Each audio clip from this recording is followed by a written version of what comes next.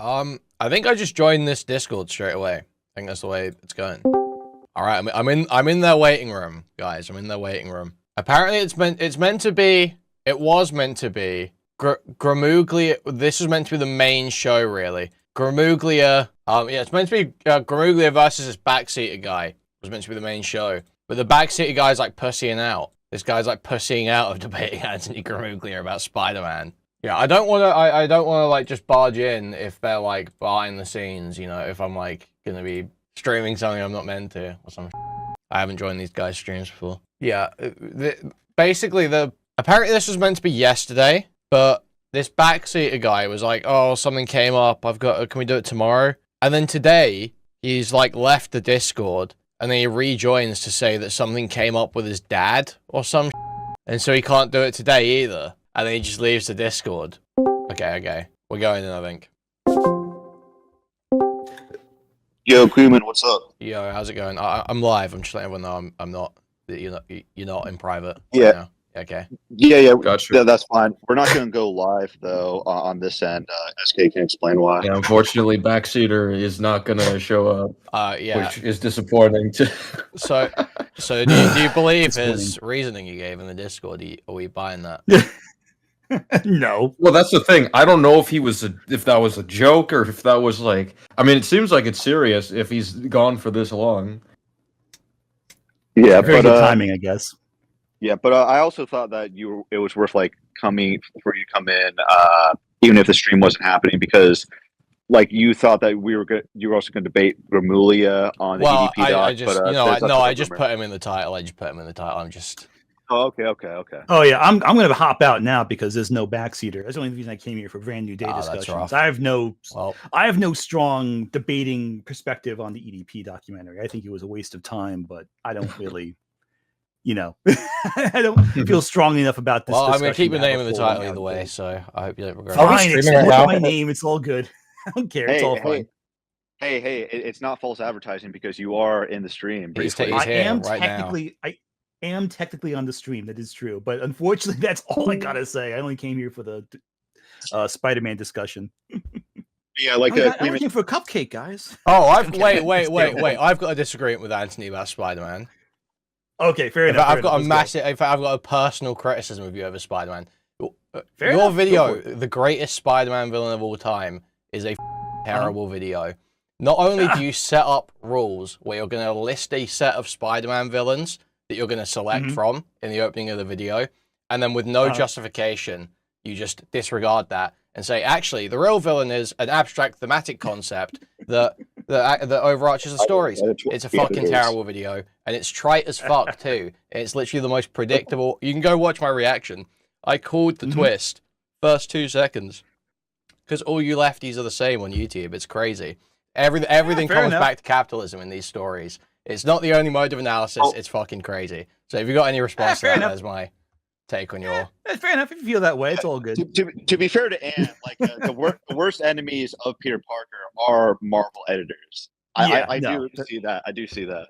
Well, Marvel editors and writers, those are the biggest enemies of, and the refusal to let him just be with Mary Jane at this point. It's just fucking infuriating. But yeah, no, it's all good. It's cool. Wow. All right, but yeah, just to clarify. Okay, well, I can kind of call that a debate, so that'll be framed as a debate. There we go. Now it's technically a debate on that front. Like, if you don't like my videos, that's cool. Whatever. It's all good. People are saying Backseater's a chicken, which is funny. Well, because he was supposed to show up. I put aside moving furniture today just for this, and I could have been lifting furniture across a room. One room. Okay. So what's this backseater? What's happened here? Did he make a video or something? Why are you debating him? He's made a bunch of videos. Let's just say that he made a bunch of videos. Okay, got you. On Anne. Yeah. Well, it's just for the fun of it. He makes a lot of videos about me, and I don't really acknowledge him all that much. So, like, in these situations, it's always fun just to talk to him. How long has he been making videos for? He's made a bunch of videos, and now he's got the chance to come on, and he's busy for a week. He said he was busy right before we started streaming, like about 2 minutes. I thought it was supposed to. Wasn't it supposed to be yesterday as well? And it got rescheduled for him, or am I crazy? Yeah, it got rescheduled for him. Yeah, I probably couldn't have made it anyway, but he was the one who rescheduled. Hey, we're ready. Mm-hmm. Oh, fair enough. Okay, well, I mean, so it's like I don't know. That sounds like a bit of a troll. Yeah. Did we want maybe to it's talk not, about but- the EDP doc? Did So just to clarify. All right, I'm backing up on this one, so you guys can have fun with that. Yeah. I'm All right, going. have a good y'all. Bye, y'all. Yeah, Just to Liam, you want to head clarify- to group talk? Huh? Liam, you want to head to group talk? Oh, we're not doing the stream? No, we're not, because Backseater's not here. Yeah. Just to clarify, like Kuihman, we're not going to have like a moderator. I'll just hop onto your stream so we can talk about the EDP doc since oh, sure, Backseater isn't showing up. sure. Also, All right, we can go to group talk. Also, Alright. just for like clarity's sake, I added you with the most notorious Backseater video that just got recently uncovered. If you want to check that out. Okay, well, maybe I'll look into Well, it. Fair enough. All right, But, so yeah, just do we want to do it just the two here, of us, or do we we'll want to definitely- go onto a call or my Discord, or? like whatever's fine with you. I'll Just want me join my to stream leave chat. and I'll just join my enter your- stream chat. Join my stream waiting room. Okay. Let's pull up Kinoflex's comment. Yo, hello. Can you hear me? Yep, I can hear you. Can you hear me? Oh wait, hold on. But let me join. Let me leave. Which one was it on? All right, can you hear me now? Oh, Yep, no. I can hear you. Can you hear me?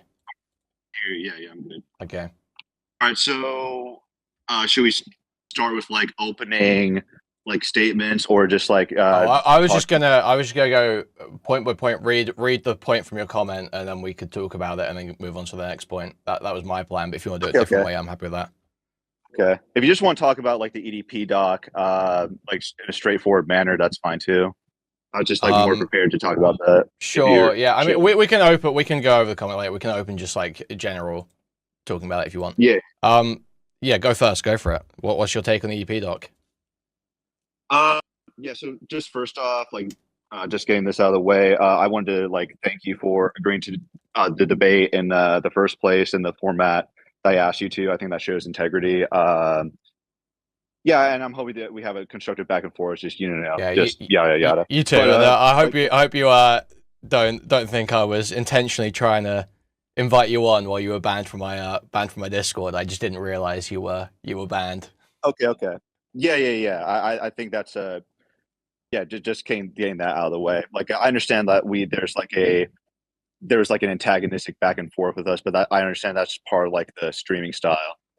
But like that when it comes to EDP doc, I've just been I don't know. I had like my own personal like experience and takeaway with it that I felt was as a documentary and a character study more specifically, it was pretty good. I've just been seeing a lot of discourse over it.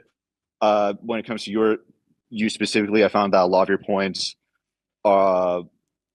were you saying that it was bad without meaningfully like substantiating the reasoning. Like I understand that you make a lot of claims about it, but I think I think that they can be challenged to a meaningful degree. Okay. I'm just You kind don't of have like any broader thoughts on the documentary in general? What you thought worked, what you didn't think worked? Yeah. So when it comes to like the tone, I know that's something you brought up. Well, actually, like just so I'm not like straw manning you, like I took notes from your like one of your streams talking about it. Let me just find it real quick. Oh yeah. At the beginning of your stream talking about it, you describe it as an awful piece of media that is heartless, soulless, tacky, and the most aesthetically horrific piece of media you've ever seen, or at least one of them. And like at 1 minute and 49 of like your video, you're saying that the documentary is portraying EDP as a badass while it shows news reports of him getting exposed for trying to meet with a minor.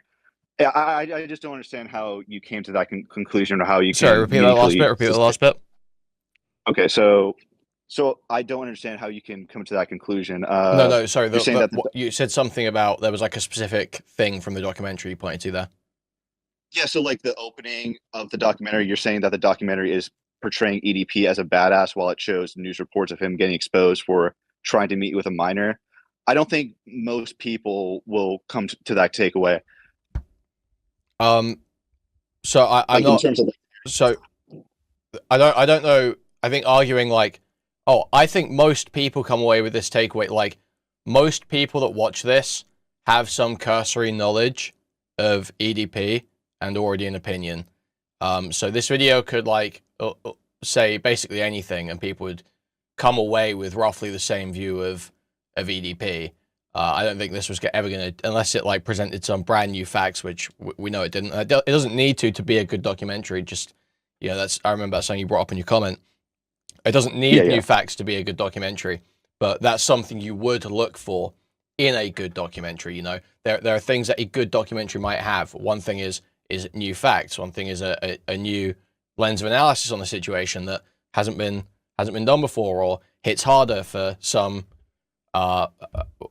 reason of either like taboo or interest, or whatever it be, has some sort of extra appeal. Those are like the sorts of things you might look for in a good documentary, whereas a bad documentary would just simply summarize a set of events, oftentimes in a either inaccurate or poor way, or poorly communicated way. It would not introduce any new facts. It would take either an easy or incorrect mode of analysis to the situation. Those sorts of things would be a bad documentary. I think basically all of those are present here. Is my main issue with it. Is basically anything you would look for in a bad documentary is here. There's I don't want to just start rambling off. I want to try and stick to the individual points that you've raised. So you're saying that the opening wouldn't lead anyone to think he's a badass, and that's not really my point with saying it. Is that most people are going to think he's a badass? It's simply the framing, the read that you get of the documentary. The tonal elements are communicating that. You can argue it's sort of like in an ironic sense, but every step of the way it is using like, smash cut to rock music with EDP, with guns, or whatever it be. These are like the sorts of cuts that it's using, and all of them communicate, even if you think it's meant to be ironic, that EDP is like a badass who doesn't give a fuck. And that's even a through line of the documentary, is this idea that he's like the heel in wrestling, that he sees himself as the heel, he sees himself as Triple H. Right. And that's the character through line that Mike Clum gives him. Right. Yeah. I understand that that's your issue, like that's your takeaway from it. But if I could communicate my takeaway, it's Mike Clum demonstrating to the audience what exactly EDP's mindset is, specifically trying to portray that honest truth to the audience and allowing them to look at it so they can form their own critical takeaways. But do you think that taking a predator's self-reported state of mind to be the accurate narrative of how that predator's mind works, do you think that's a good way of making a documentary? It wouldn't, but that's also not what the Mike Clum documentary does. I think that is pretty much what Mike Clum does. He doesn't, even when EDP is sitting there ranting about, and you can say that it's obviously absurd, but when EDP is sitting there ranting about how everyone wants to fuck 15-year-olds, that's not really challenged, as much as, because the issue there isn't just that EDP is claiming everyone's like him. It's the idea that he even thinks that idea isn't even challenged. The idea that he even truly believes that, and that isn't just some kind of deflection. That there is no challenging to his self-narrative. It is basically, the whole thing is buying into his own self-narrative. Right. So that's one, like, my chief disagreements, right? Because that's an interviewing tactic, allowing someone to speak for themselves freely, like they feel comfortable to express their true selves. It's not just an open interview, and you can use editing to challenge ideas without explicitly challenging them verbally, right? When I say challenge the idea, I don't mean necessarily that Mike Clum goes, "No, EDP, you're wrong." I don't mean that. I mean that through the editing, you can communicate. You're undermining these. You could line it up with other clips that go against it. You could have spoken more to the clinical psychiatrist about literally anything of value, because all the interviews were totally worthless in this documentary, aside from arguably the EDP and like Gideon ones. They literally asked like no questions to the psychiatrist that would be relevant to understanding EDP's mind. They just ask, is raping kids bad? And the psychiatrist says, yeah, raping kids can cause them serious psychological trauma. So, wow, thank you, Mike Clum. Yeah, like I understand that you're looking at that and saying that's not enough, but like to be fair to Mike Clum, he does like include like a fair amount of people uh criticizing EDP for those actions. So it's not just simply he goes unchallenged, because there are specific editing choices to like point to the audience that yes, how is it challenged? Okay, so give me the best example you think of someone challenging EDP, because the issue I'm going to have is that basically the only challenging that happens is Mike Clum gets a bunch of fucking retarded YouTubers and a psychiatrist to say child rape bad, EDP bad, and that's it. That's not actually challenging any specific idea or proposition. That's nothing. That's like empty. You know, you could argue the only substantive challenge, I'll give you this, is not a substantive challenge to EDP. It's they get Chris Hansen to challenge the pedo hunters. That's the only substantive challenge of any sort of like idea or discussion of an idea throughout the entire documentary. Yes, and yeah, I understand that you don't like Chris Hansen, and you wouldn't. Yeah, we're not getting. We don't have to get into that yet. We can talk about that later, but I just want to stay on this point specifically. Yeah. Yeah. Yes. Again, so again, this is just a difference of perspective, because I view the documentary as him just being so brazen and and openly expressing how much of a disgusting person he is, as a refutation of itself, because it's showing how gross he is, and he's showing the world that this is that he is a threat, he is a predator, he's not someone you should associate with. And I don't know, would you say that would it be fair to say that your take on general audiences are cynical to a degree? Where yeah, but my issues with this documentary don't come down to me thinking, oh, now people are going to think EDP is cool. I literally, even if that were the case, I don't really care if people think EDP is cool. It's one pedophile who, let's be real, has never successfully molested a child. Like, it's like so inconsequential. It's some retarded YouTube lolcow. I don't care. I'm not out here making some moral argument that audiences are so stupid. Now they're going to think this pedophile is cool and he's going to go and rape a bunch of kids. I'm not arguing that. I'm simply doing like critique of the media here, as far as what the media is communicating, how good of a job it's doing as a piece of documentary filmmaking. Like that's what I'm talking about here, and I'm saying that it makes no attempt to challenge anything EDP says. You can say that it's blatantly absurd, but then we bring in all these interviews that add like nothing. Why wouldn't you use those interviews to present a more challenging perspective? Why wouldn't you do that? Why has Mike Clum instead chosen to do the most surface level nonsense coming from like totally worthless YouTubers who have nothing to say on the topic? Okay, so even though they're condemning him, that's not enough. Would you say it's that not that it's not enough? It's like it doesn't. I don't care whether they condemn him. They could be on there. They could have even EDP's friend. EDP's friend is supporting him there. That's a better interview than any of the stupid YouTuber or the waste of a psychiatrist. That is literally, because even that, he's presented as obviously wrong and stupid. He is saying something that goes unchallenged in the sense that Mike Clum doesn't say that it's wrong and stupid actively to him. But you're clearly presented with this guy who is just denying the facts and just sticking with EDP because he's his friend. His ex-girlfriend, his now ex-girlfriend did that too. Yeah, exactly. Yeah. So even that is better than the YouTuber shit. Just having them there to say he's bad, what is that? What does that add to the film? What does that do? It's worthless. It's just like totally empty. Everyone on the baseline is we all understand EDP bad. Okay, no one's, like I said, everyone's going into this knowing it's about a pedophile. They're not likely to come away thinking he is really awesome, like actually just really awesome. It's not like super likely. But what is it communicating? Those interviews communicate nothing. Nothing that the audience doesn't already know and think. Right. Well, like I would just counter that with saying that to an online audience that knows about lolcow fandoms and EDP, yeah, it's nothing new, and Mike Clum understands his primary audience.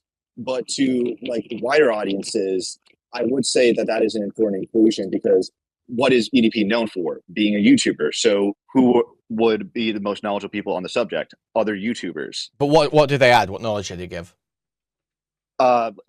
He has, well, this is like it's twofold, right? they know him professionally, and there's no one else in EDP's life besides his best friend and his girlfriend who can say anything positive about him. I think you're giving me like background credentials, but what did they use that for? What did they say with that? What did they give to the audience with that? To show that he is wildly unpopular, like that he's essentially a pariah. Like he's cast out from like popular sphere, like the. So you needed three separate clips of Most Critical saying it's bad to have sex with 15-year-olds to communicate that. Well, it seems like as though you're asking for like the documentary to spoon feed like the audience that yes, he's bad. So it is no. That is spoon feeding the audience that he's bad. I'm asking for it to present literally anything deeper than that. Literally anything past the most worthless, surface level pedophilia bad. Talk about EDP as a character. We'll talk about, if you're saying it's because they knew him, talk about what he's like. Talk about his personality. Talk about their interpersonal interactions with him. Get an interview of that. That's not what happens, though, is it? It's just Moist Critical says pedophilia is bad. Yep, thank you, Charlie. We all agree. And then Umperville says, I wish this guy was dead. So, okay, thank you, Umper. And then Keemstar's like, yeah, this guy's like #1 pedophile. So, okay, Keem. What is that giving the audience? What is any of that giving the audience? Even, like I say, even the psychiatrist, this is probably the worst one. All they ask the psychiatrist is, does it damage children to rape them? Obviously, it damages children to rape them. Why did you bring on a psychiatrist for that? Well, it's also like, just to point out, that EDP is uniquely terrible because he's while he is a pedophile, he is also someone who acts out on his desires, and that should meaningfully cast him out compared to other non-offending pedophiles. That is like an important message of the doc, like that Mike Clum is trying to get across, that he's not simply doing this to like, like broad brush all pedophiles, even if they like are self-conscious of it.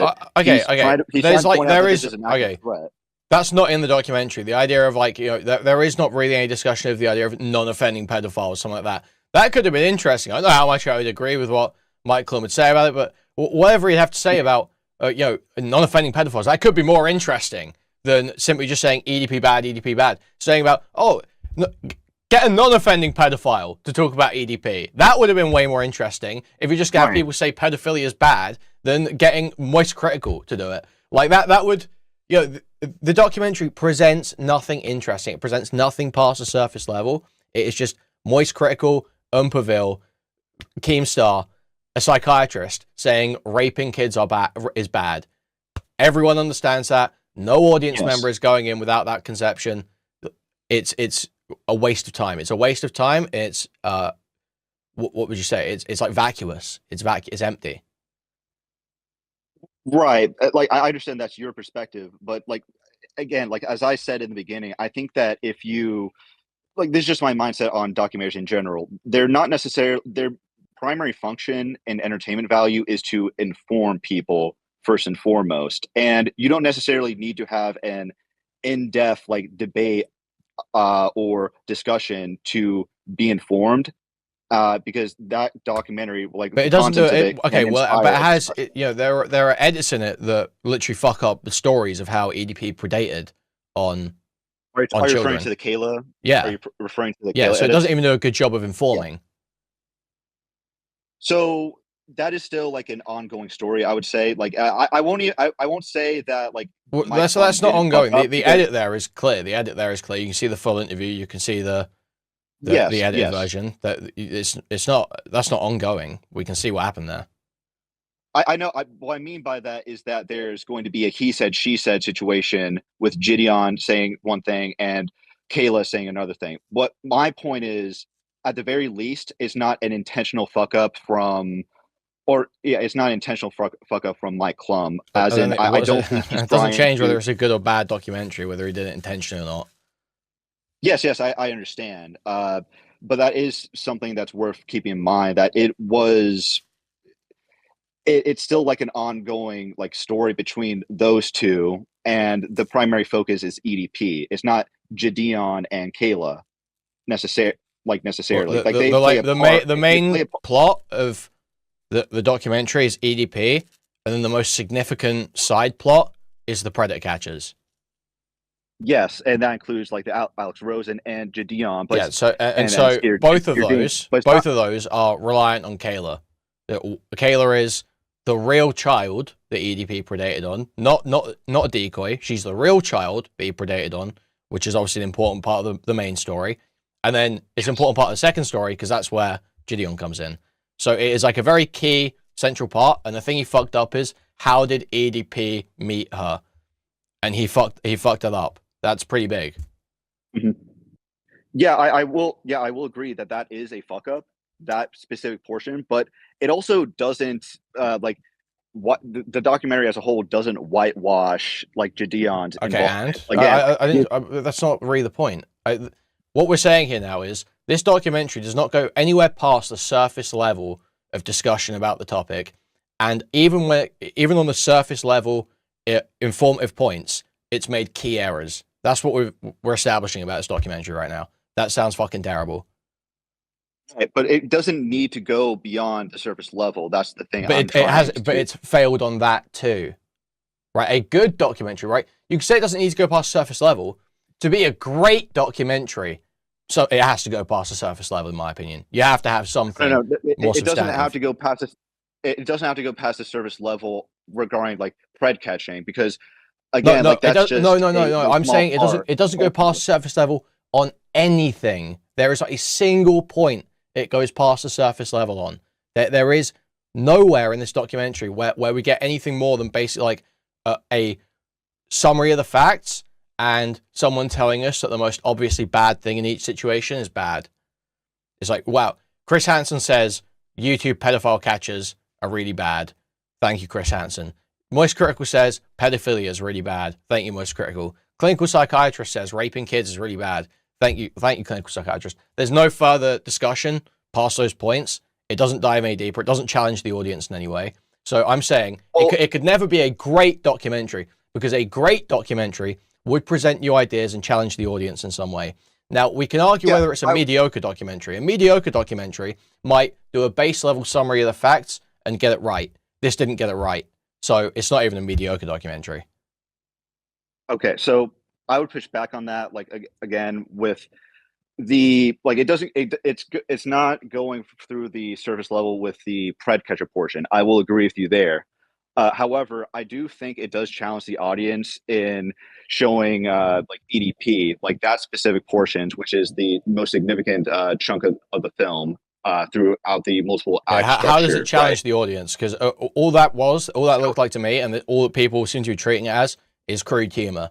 It's a documentary of crude humor. It's just EDP doing bits and saying absurd shit for laughs. So you would say that they're humanizing him to a degree. You would agree to that? Yeah, to a degree, but I don't think that matters. Right. It's not like a complaint I've got. Well, I would actually say it does matter, but not in a negative sense, but more so like showing a realistic look of like a pedophile like celebrity, right? Because EDP is a terrible person, but at the same time, he's funny and charismatic. That's why people are drawn to him in the first place. And that's not something like necessarily worthy of praise. It's something you separate from this, like separate the art from the artist, separate the talent from the celebrity, right? And it's understandable. But that idea is not presented in any way. You realize that? Like that could be interesting for it to consider that idea, and whether you separate the art from the artist and present some ideas about that in the doc. That doesn't happen. That's not there. I would say it does. It just doesn't beat you over the head with it. Where? Like, do you remember that? Do you remember that one scene with EDP like with the child in the bedroom? Yep. Again, so according to Mike Clum, one of EDP's friends left her with him when they were scheduled to film, and he just filmed that, and that communicates an emotional truth.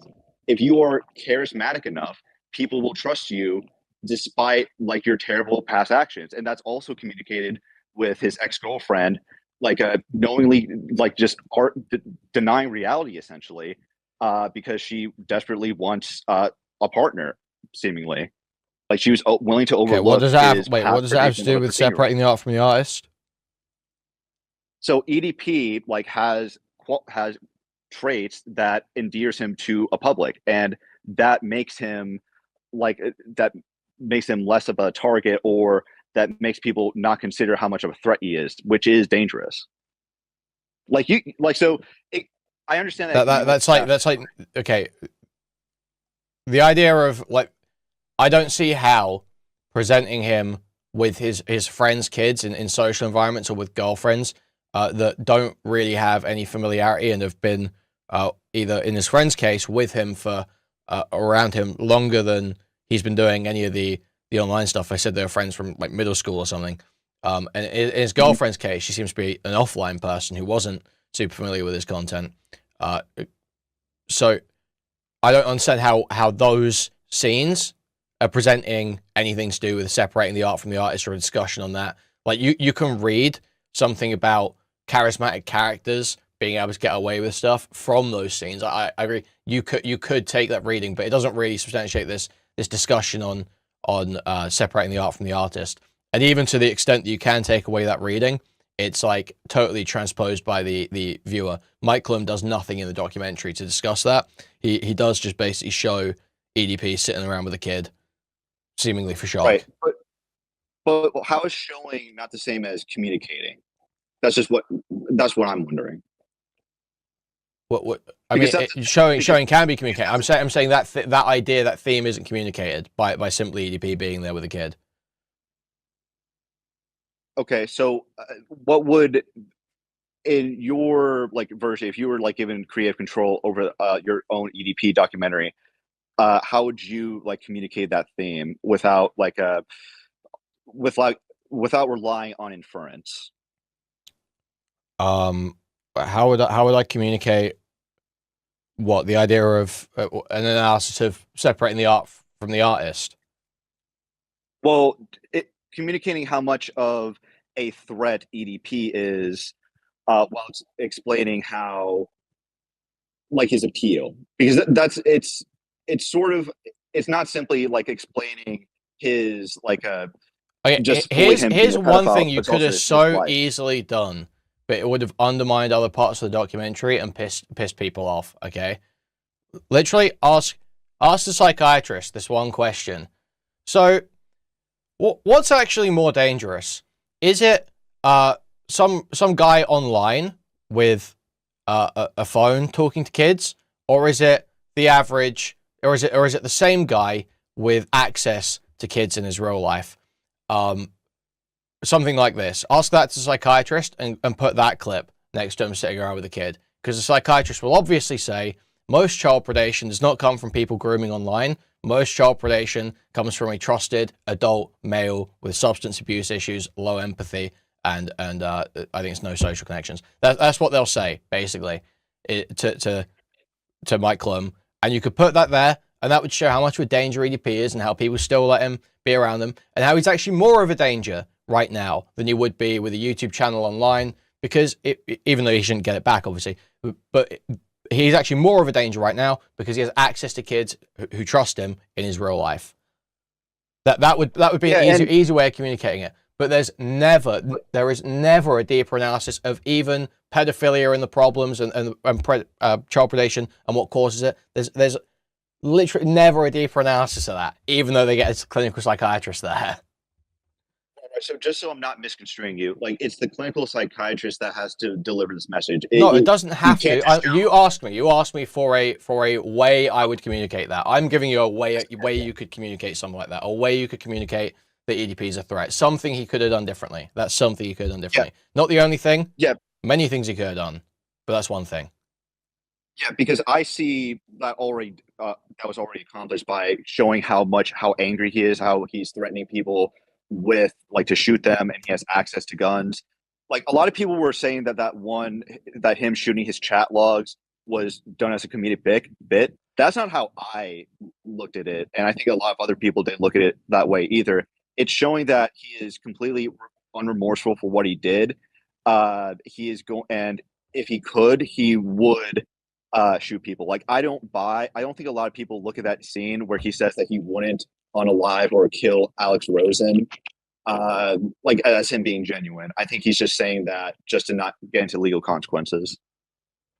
But he doesn't have that same energy when talking about being a pedophile, because he thinks he's scot-free, and that's what makes the documentary so significant. And and so like and so appealing to people, right? It makes them uncomfortable, but it's still an emotional truth nonetheless. Okay, I don't know. That didn't really feel responsive.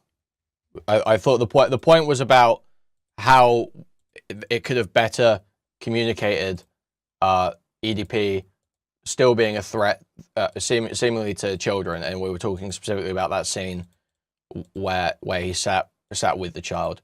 I'm saying how it could have communicated some kind of deeper truth, how it could have communicated something that the audience may not know, how it could communicate something that might be of value to the audience, and that would be something that would make the documentary better in my eyes. And I assume that's the sort of thing you would look for in a good documentary too. And I'm saying at every step of the way where it could do something like that, it does not do something like that. It literally, if your example is just that, well, they show he's got guns and they show him saying he wants to kill people, that's like this is like very weak. This is like this isn't a deeper truth. This is incredibly surface level. Like, he's got guns, he wants to shoot people. This is like as surface level as it gets.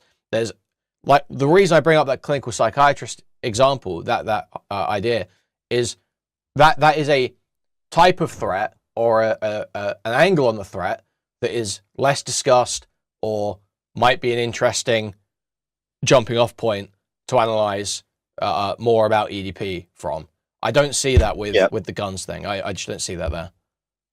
I disagree that what I provide was like a surface level reading. I think surface level reading would be, oh look, they're having fun like shooting guns. I think when you look deeper, it's more disturbing than that. That's what I got out of it, at least. No, literally, nobody. I understand. I'm saying that it communicates he looks cool shooting guns. Nobody is actually taking away from it like that. If someone had that level of a surface level reading, they would be functionally retarded. This is not someone that would be able to live alone. No one is reading it seriously. Like, EDP is just a really cool guy. No, obviously they understand it's saying he's got guns and he wants to kill people. Everyone takes that away, but he looks like a badass while doing it. That's what the film is doing. It is making him look like a badass. So they might go, oh, he's got the guns and he wants to kill people. He should have them taken away, but you know, he's kind of awesome though. It's kind of awesome, and people are just sat there clapping and cheering, and there isn't any deeper analysis. It is just like an entertainment piece. That's what I'm saying.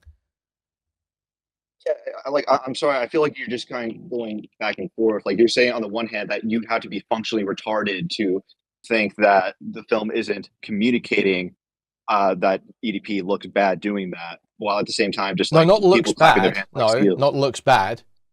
Analyzing that someone is dangerous, and the film is saying they are dangerous, and saying they look cool, those can happen simultaneously.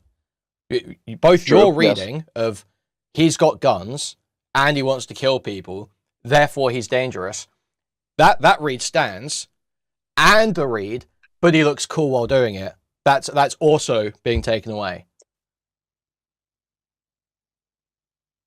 Like, well, you'd have to substantiate that statement. I feel. So, who would you say it's like doing that like saying that unironically? Like, I mean, not just for memes. I can only point to comments, right? That's all. If you're asking me for examples of people saying that, I have people on my video saying, I showed this to my friends and they thought EDP looked fucking bad. I said no idea who he was before. I thought he was just funny as fuck that he'd say all this shit. Like, that's the sort of thing that people take away. They think it's like, yeah, he's a pedophile. Yeah, he's a predator.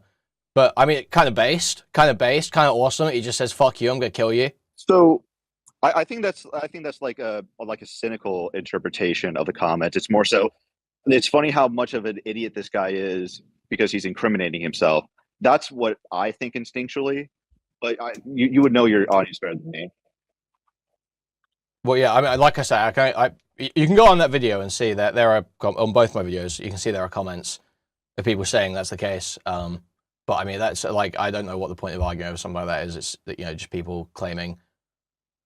I don't think it's worth. I think this argument of what audiences are taking away from it is stupid, because it's we can never get like polling or look into other people's minds. All we can do is analyze what are the parts of the documentary and what do the conventions generally communicate.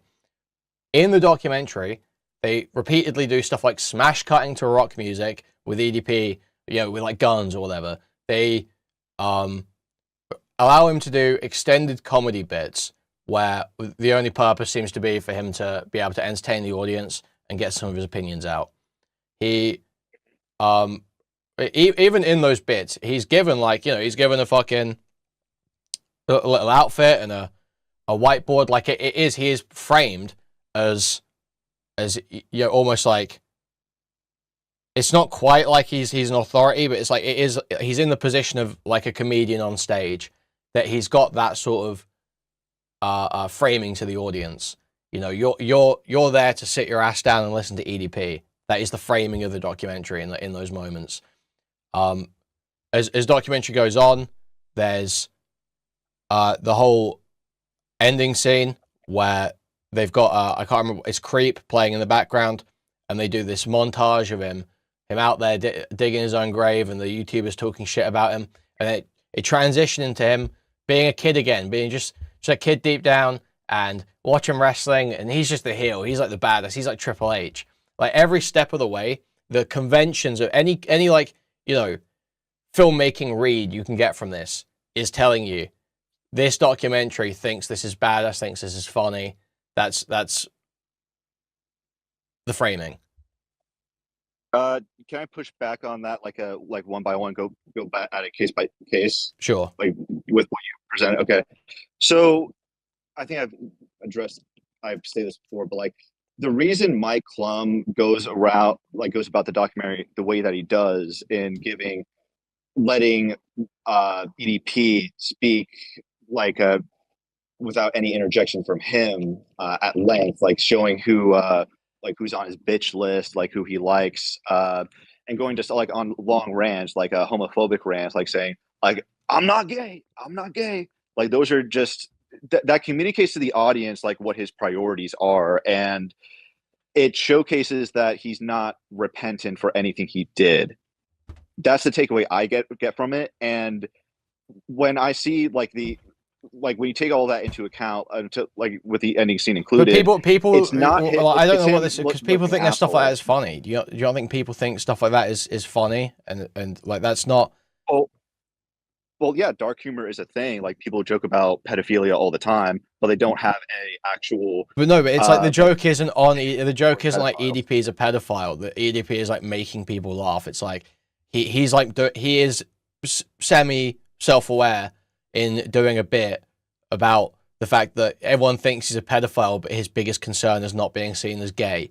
He is clearly somewhat conscious that he's doing that bit, and that is there to make other people laugh and endear them to him, which it does for a lot of people. Yeah, yes, you're correct. It is very much a tactic from EDP to downplay what he did, but from my perspective, Mike Clum is bringing attention to that and allowing the audience to like infer that he's doing this to downplay his bad behavior. So at a certain point, it doesn't become like you're not laughing with EDP, you're laughing at EDP. And that's something someone who doesn't know anything about him can take away from it, even if they had no idea about his online. You might have been laughing at EDP. You might have felt like you were laughing at EDP. In the presentation of the documentary, there is nothing to signal laughing at EDP. That is like purely your takeaway. It is like, as far as the piece of media goes, it is just EDP doing shtick, right? Well, again, like you get the best thing that you have to substantiate your own interpretation is your own YouTube comments. And I think no. You asked me, does anyone take that away? And I said that's a stupid thing to argue about, because all we can do is point to YouTube comments, because I don't know how we're supposed to determine what other people's reads are. I want to argue about the actual substance of the media. You asked me, have you heard anyone taking that away? That's like that. I think that's a stupid point to even talk about. So that's not my argument. I just said, yeah, I have heard people say that. Well, it matters because in order for it to have substance, there needs to be there should be a new surge of like EDP fans saying, yeah, like he's a pedophile, and I like him. No, there doesn't have to be, because that if my argument was this is going to make everyone EDP fans, then yeah, I would have to show that. But I'm arguing about the substance of the media, what's in the piece of media, what's on screen, what's in the audio. I'm not arguing about what other people think of it. But you don't think that matters then if most of their takeaways are, yes, like this guy's a freak? Because that would make a lot of because like I say, they can be predisposed to just thinking EDP's a freak, or it could be the case that simply telling people someone's a pedophile makes them think they're a freak. I think that's probably the case, to be honest with you. So no, I don't take what people's readers, people saying they think he's a pedophile or whatever, to be of any substance. No, I care about what the media is, what's on screen, what the audio is. That's what the argument's about. Okay, so can you walk back like what you meant by like people predisposed to pedophilia? If they weren't already predisposed to pedophilia, they wouldn't enjoy the doc the same way. No, I'm saying that you're telling me I'm sorry. that we should I'll just try to explain this to you, okay? You're telling me that we shouldn't look that we need to look at what audience's response is to determine something about the documentary. That's what you seem to be telling me, is that we need to look at the audience response to determine something about the documentary. I'm saying simply looking at the audience response, I don't care about the audience response, because it's not about the audience, it's about what the media is. People can take away many different readings of a piece of media based on their previous experiences and preconceptions they have about the world or about the characters, whatever it be. What I am arguing about is what the media actually is and has, not what people think of it. Well, I would argue that it does matter, because the documentary is social commentary, and it should be worth noting whether or not people picked up on the social commentary. Because I agree, if people didn't pick up on the social commentary, then it failed. But if they are picking up on it and it does resonate with them, then I would say, yeah, that endears it as a social commentary. That is I don't even know what that's meant to say. People are picking up on it as a piece of social commentary. You're saying that people think EDP's bad off the back of this documentary, therefore they're picking up on some social commentary? Well, so you're approaching this from the documentary in isolation, when no, Mike Clum clearly picks up on social cues. He understands the trends of the audience. He understands. It's you understand the problem of sermonizing or beating the message over someone's head, right? This feels like someone basically arguing to me, right? Okay, I thought this is an easy sort of example that will land. This feels like someone's basically arguing to me, Black Panther is good because black audiences really respond to it, and they picked up on the representation. They really enjoyed the representation, so it's doing what it wanted to do, so it's good. That's what I'm reading from this, basically, is because this audience had a good response to it, because they enjoyed it, that makes it good. No. That's not what I'm saying at all. Not that they liked it, so it's good. It's more so, did they get the intended message from the documentary? Okay, we'll replace the same thing. Black people are really feeling proud of being black from watching Black Panther. They're getting the intended message. They're feeling the intended inclusion, so it's good. Okay, right. Yeah, I can't help but just reject that hypothetical, because I don't see how that's at all equivalent to this, the EDP doc. Why? Because how are they? Again, you have yet to substantiate how the point is that are taking away the wrong interpretation. I'm not. But that wouldn't be the wrong interpretation. How so? What, black audiences feeling included by Black Panther because it's representing black characters? No. That was the purpose of the film. No. Well, no. The EDP doc. I mean, yeah. No, I'm giving you an analogy. Okay, and you're now telling me it's disanalogous. I'm asking you to show me where it's disanalogous. The black audiences are getting the intended message from Black Panther. You're saying the EDP doc audiences are getting the intended message from the EDP doc. But I'm saying that's not an argument for the same reason it's not an argument in the other case. So how is it disanalogous? So it's All right, so I thought you were sorry. What I'm saying is the audience, the audience, the analogy at first, simply because a director says my film is intended, like let's say I make a documentary on, fucking James Gunn, and I want everyone to hate James Gunn. And everyone that watches my documentary hates James Gunn. That doesn't make it a good documentary. I could have lied throughout the whole thing. Right. I thought like what you were communicating with your analogy was that like white people were literally feeling black pride. That's no. Sorry about that. I misunderstood. Like what I'm.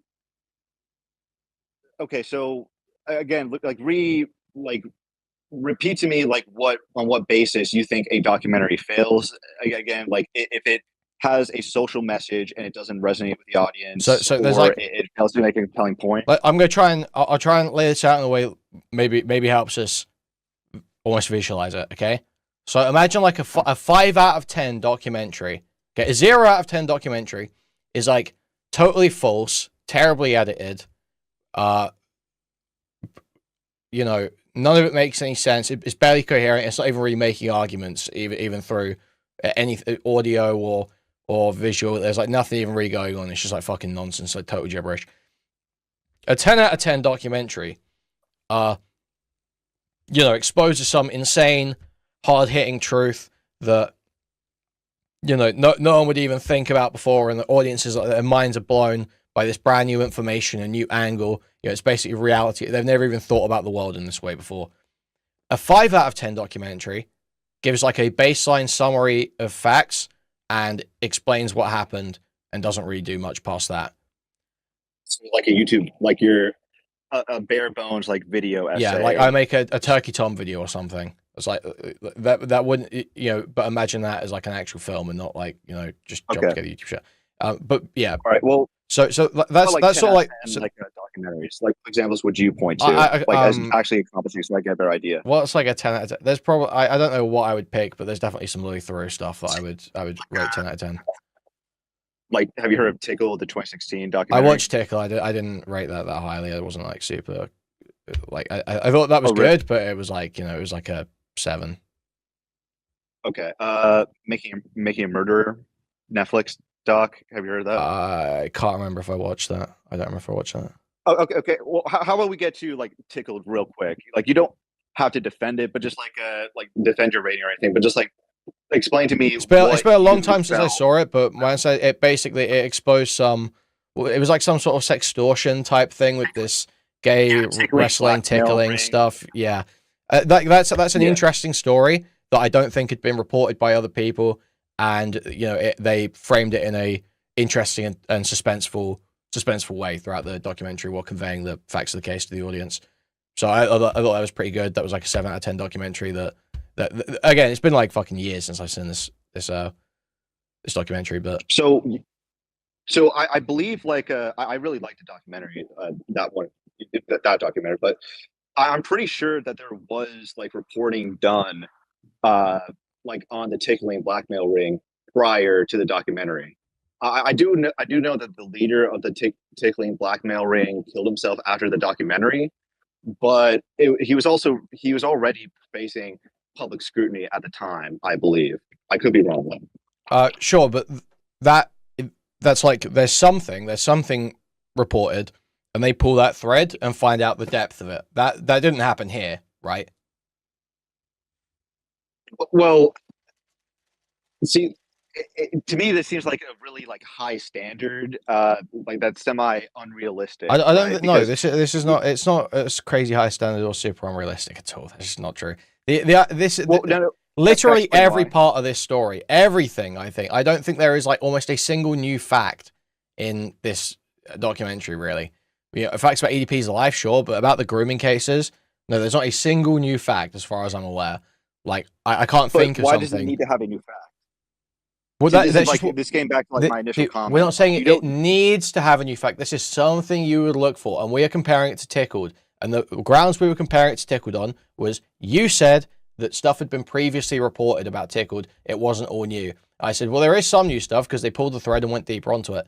And now we're going on to this, and you're saying, well, it kind of did. And I'm saying, well, no, it didn't. There wasn't a single new fact. I'm simply knocking down your argument that Tickled didn't have that many new facts, and then this, it does have way more facts than this. It does have way more new facts than this. It goes Tickled went way deeper into the story than this. What I'm pushing back on is that new facts, aren't. That's not what makes a good documentary. Again, like that is something that it's delivering. What's new is that it's delivering it to like a new format to an audience, so that it's more consumable to them, so that there's like a story attached. But this is like a very this is very low bar, right? This is like insanely low bar. Anytime you make a documentary on something that hasn't previously had a documentary, you're putting it into a new digestible format that an audience hasn't seen before. Yes. That's like literally by virtue of simply making a documentary, you're doing that. So we are like, that is like fucking 1 out of 10 requirement. That's like you're clearing the bar for a 1 out of 10 by doing that. Well, no, like, because there, again, it has to be like to justify the length of a film. There has to be a coherent story. It has to be delivered to you in a consumable way. Like there's like again, in the case of the EDP doc, there is a multi-act structure. So what I'm saying is an average documentary, a 5 out of 10 documentary, would communicate to you a clear narrative with the facts correct in perhaps in documentary format, in narrative documentary format. That's like what an average 5 out of 10 documentary would do. It would communicate it clearly, accurately, simply. That's like an average documentary. So, how are we determining that this is anything above mediocre? And how are we determining that it's not below mediocre, given it didn't even do it accurately?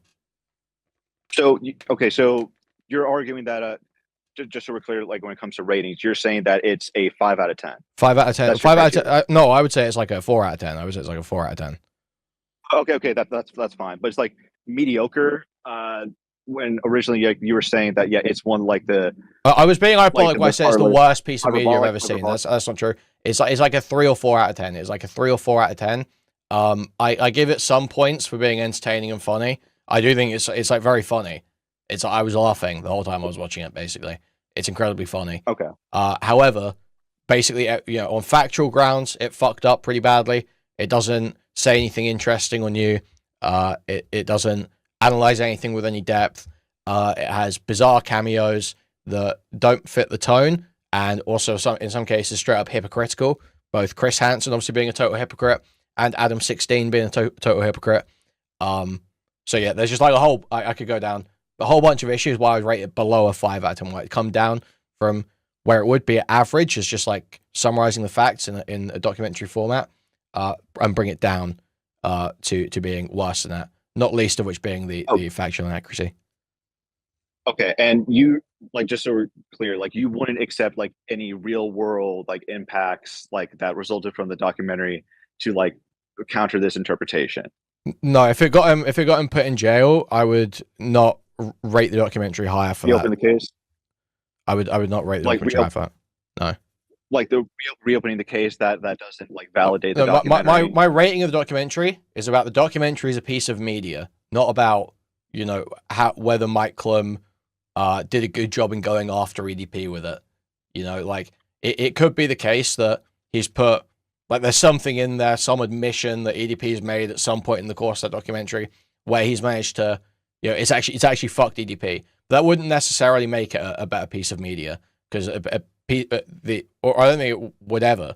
The analysis of the media is based on the media itself, not on the impacts that come after. Yeah. See, like you're actually offering like a very interesting question. I will admit, like when it comes to like documentaries or any film that takes place, like non-fiction, you retelling mean like a real life, non-fiction, like comparing it to fiction. I would say, like, fiction you can view as purely standalone. Why? How can you make that delineation though? How can you make that delineation? Why could someone not argue that if there's a piece of media that say, they think it does a lot for LGBT rights or something, they think it like really push stuff forward. Why could they not say that's a good film because of that? Because like for nonfiction, especially for persons of interest, there's like a already established lore out there, right? That you would require documentation, just like But why does it have an impact on whether the outcome matters? Why does that change that? because like it requires knowing like already like a public sentiment towards like these events, like what needs to be communicated, what doesn't need to be communicated. No, I don't see that you're distinguishing between fiction and non-fiction there. I don't see that. That's something that applies Like to one, not the other.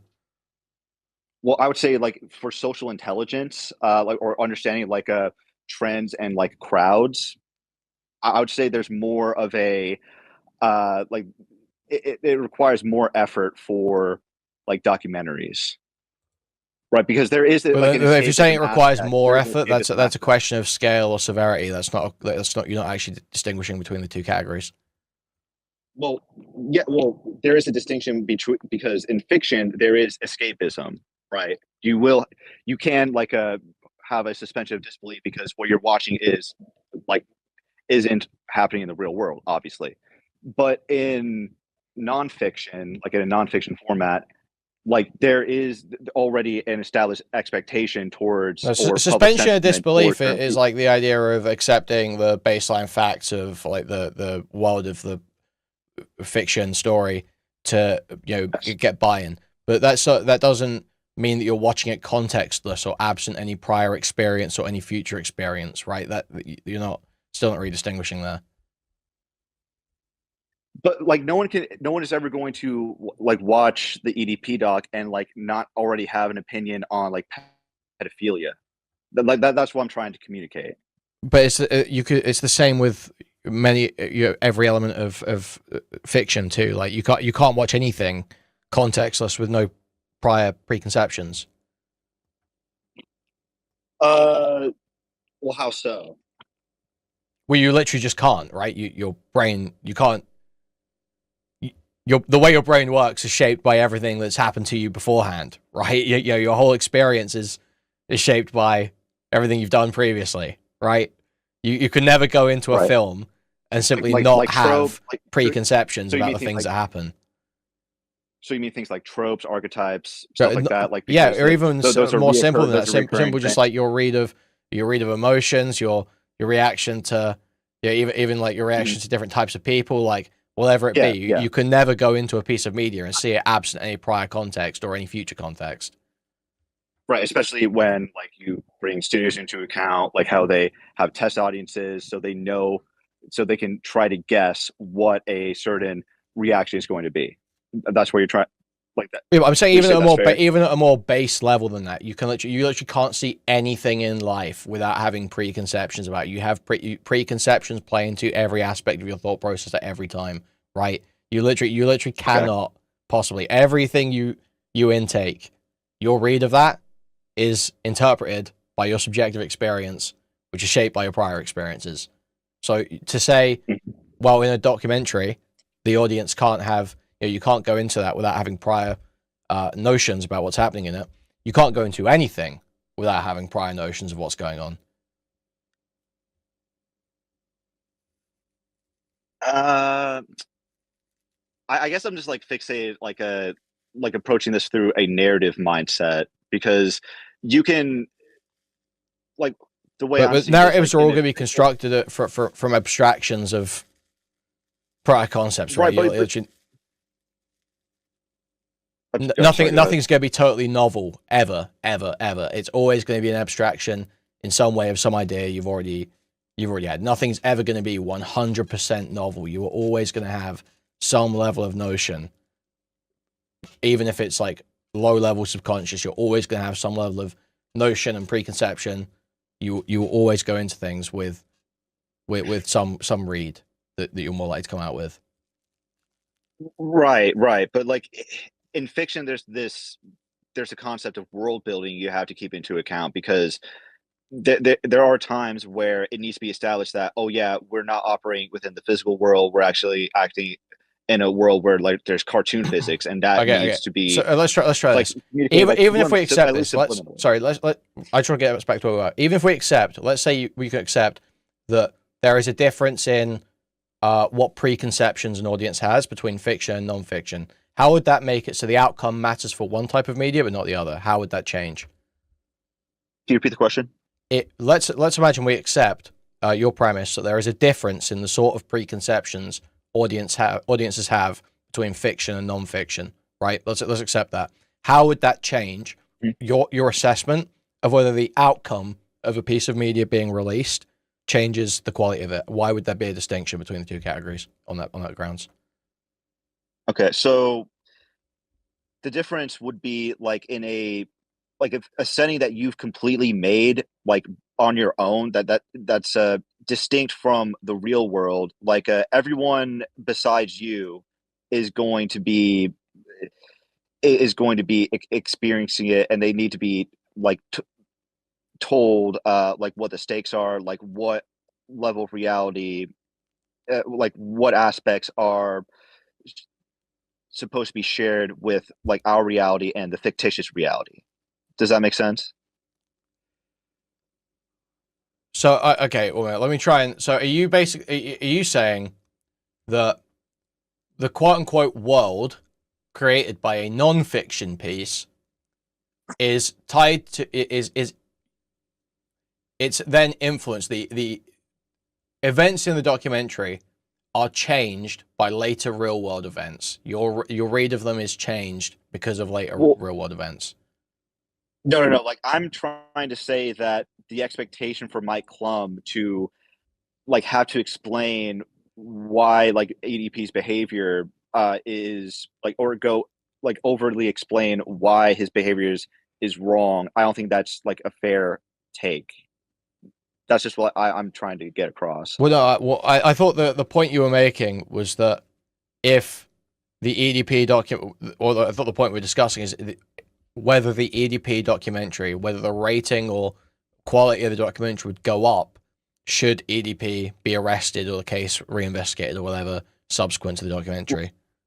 Right, but at some point then we got into like a difference between like a nonfiction. Yeah, like but that was only in fiction. that was only to try and hash out why you would say this in the case of an EDP documentary, but not in the case of some LGBT art film that makes people care about trans rights more or whatever.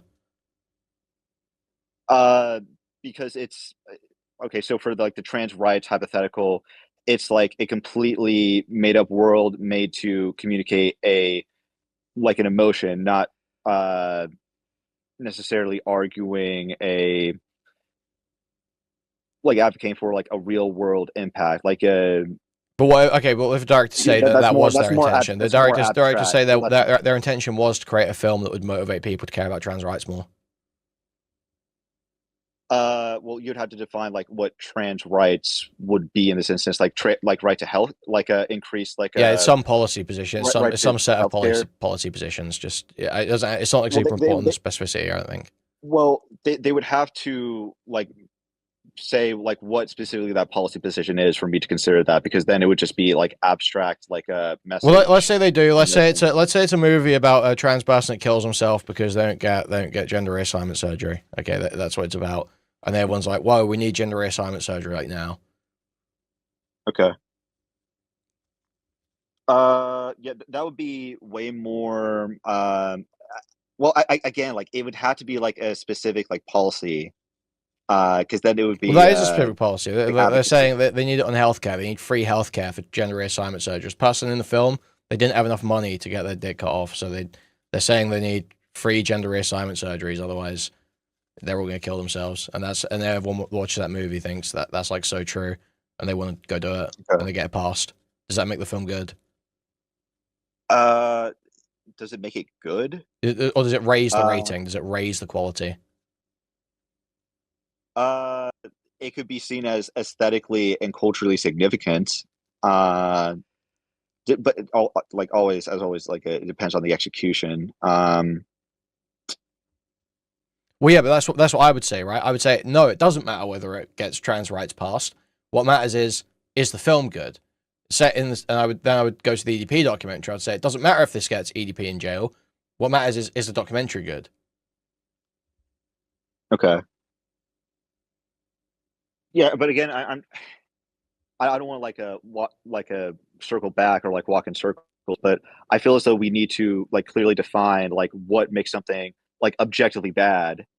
and not just simply rely on like what we subjectively think is well, bad. well, it is obviously. Well, it is, obviously you can never disentangle it. It's always going to be subjective to some extent, but we can draw up sort of criteria and limits to the analysis, right? And so I'm saying a limit that I have on my analysis generally for piece of media is I'm looking at the piece of media. I'm not looking at how it was reacted to or the outcomes that come from it. I'm looking at the piece of media and what's contained within the piece of media. That's a limit on my analysis because, yeah, you can be subjective to an endless extent, and you can say, oh, well, because when I was a kid, this happened to me. I got molested. I really like this film about being molested. I like Perks of Being a Wallflower because I got molested. Okay. So I really like that movie. You can say that, but that's not worthwhile analysis to me, really. So okay, I would limit it to the documentary, the film, and say, okay, what are the constituent parts of the piece of media, and what do I think of those? That's one limit I would, among many, I would put on analysis. Okay, so I guess like the question I would have to ask you then when it comes to like nonfiction. So like say hypothetically that there's a World War II documentary, like against the Allies and the Nazis, and somebody looks into it like thinking, yeah, wow, the Nazis look cool, and everyone else like looks at them going like, what the fuck, dude? And what would the documentary have to do to like justify that reaction, or like make that be a criticism towards the doc? Or at what point does it become the documentary's fault or the individual person's fault who has a reading that's so wildly different from everyone else's? Can you just? It felt like you made a couple of different points there, and I'm not sure. So which one do you want to just like reformat that a little bit and just? It seemed like you were thinking through it while you were talking. I was thinking through it. So like, if there's like a World War II documentary where where most people would consider like the Allies to be in the right, but then you have like a small majority, or no, not small majority, like a small number of people, like considering it, yeah, the Nazis were in the right.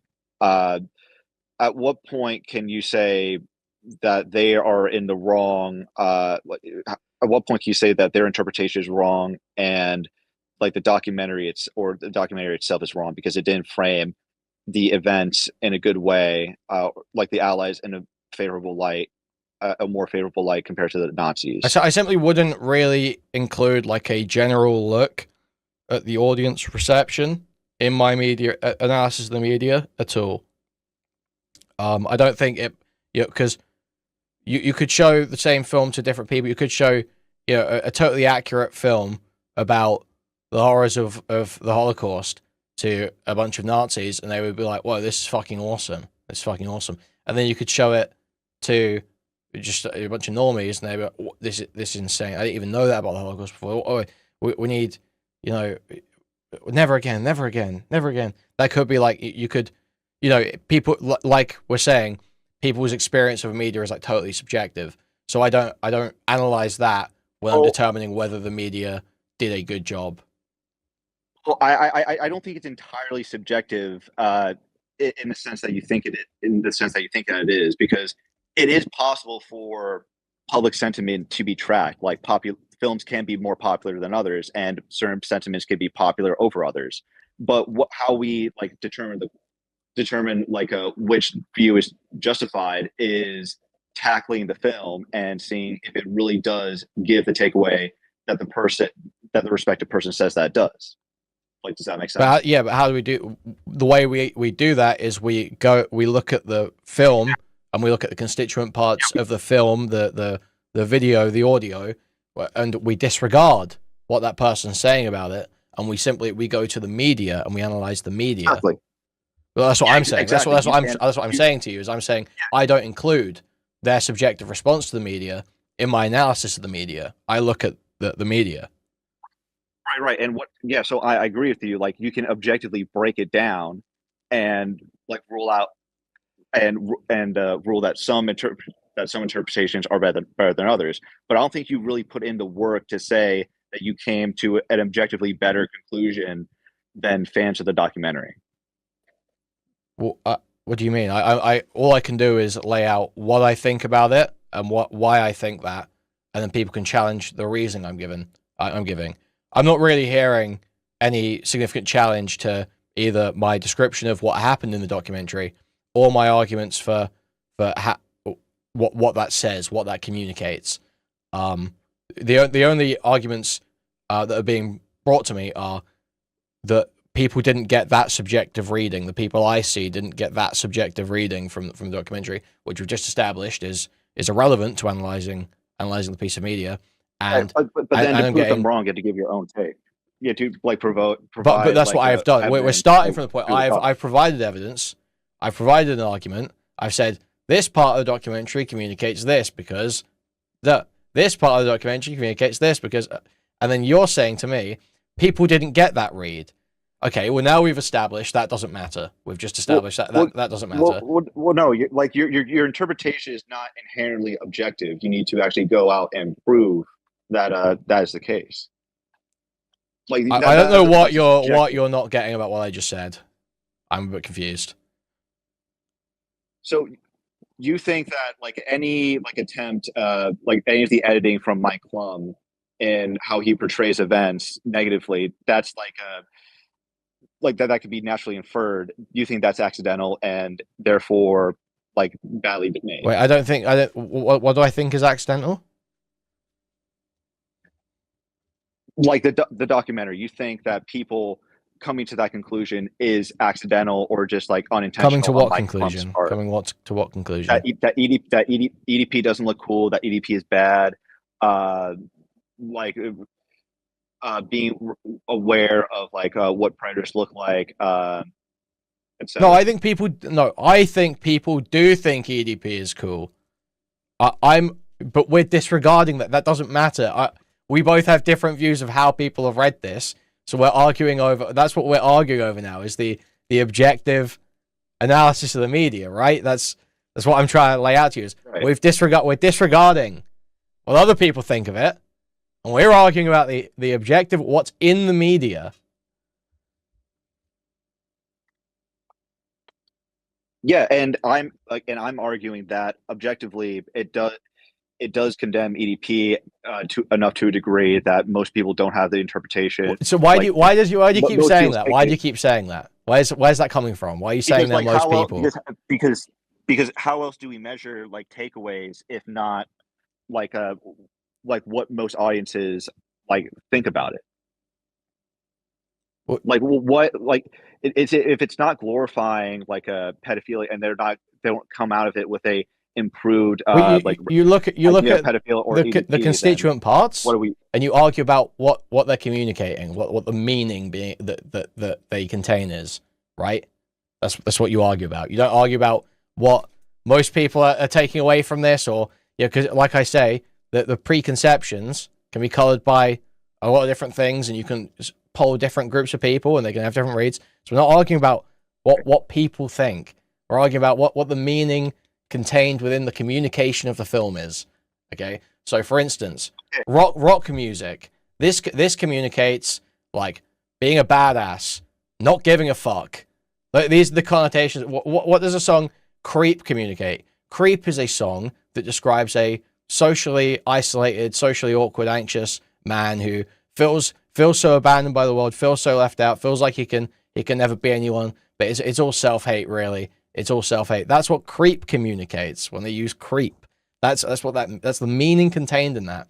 So we can then argue, okay, well, when you use "creep" for a pedophile in his final monologue where he's discussing being the heel in wrestling, like Triple H, and you use "creep" for that, does that what meaning does that contain? When you string those pieces together, what meaning can we divine from that? And well, it's the idea that all these people hate him, all these people look down on him, but he deep down he's just that kid. He's just that kid, this tender kid watching wrestling on TV, seeing Triple H, and he just wants to be the villain. That's then what that says, and then you can argue which part of that isn't valid, sound, doesn't logically follow. Without saying, I don't think most people think that. That's the one thing you can't say here. Right. So again, as I've said, I think that's a very cynical point of view, considering you can read it as as a more negative association with EDP, that he hasn't grown up, that he's just a giant child and he hasn't accepted any responsibility for his actions. He's just continuing to play the villain without accepting that any of the consequences. But it doesn't portray him as playing the villain. The documentary presents that self-narrative as the narrative. Where, if you disagree, point to me the part in that end scene of the documentary where what you're saying is communicated.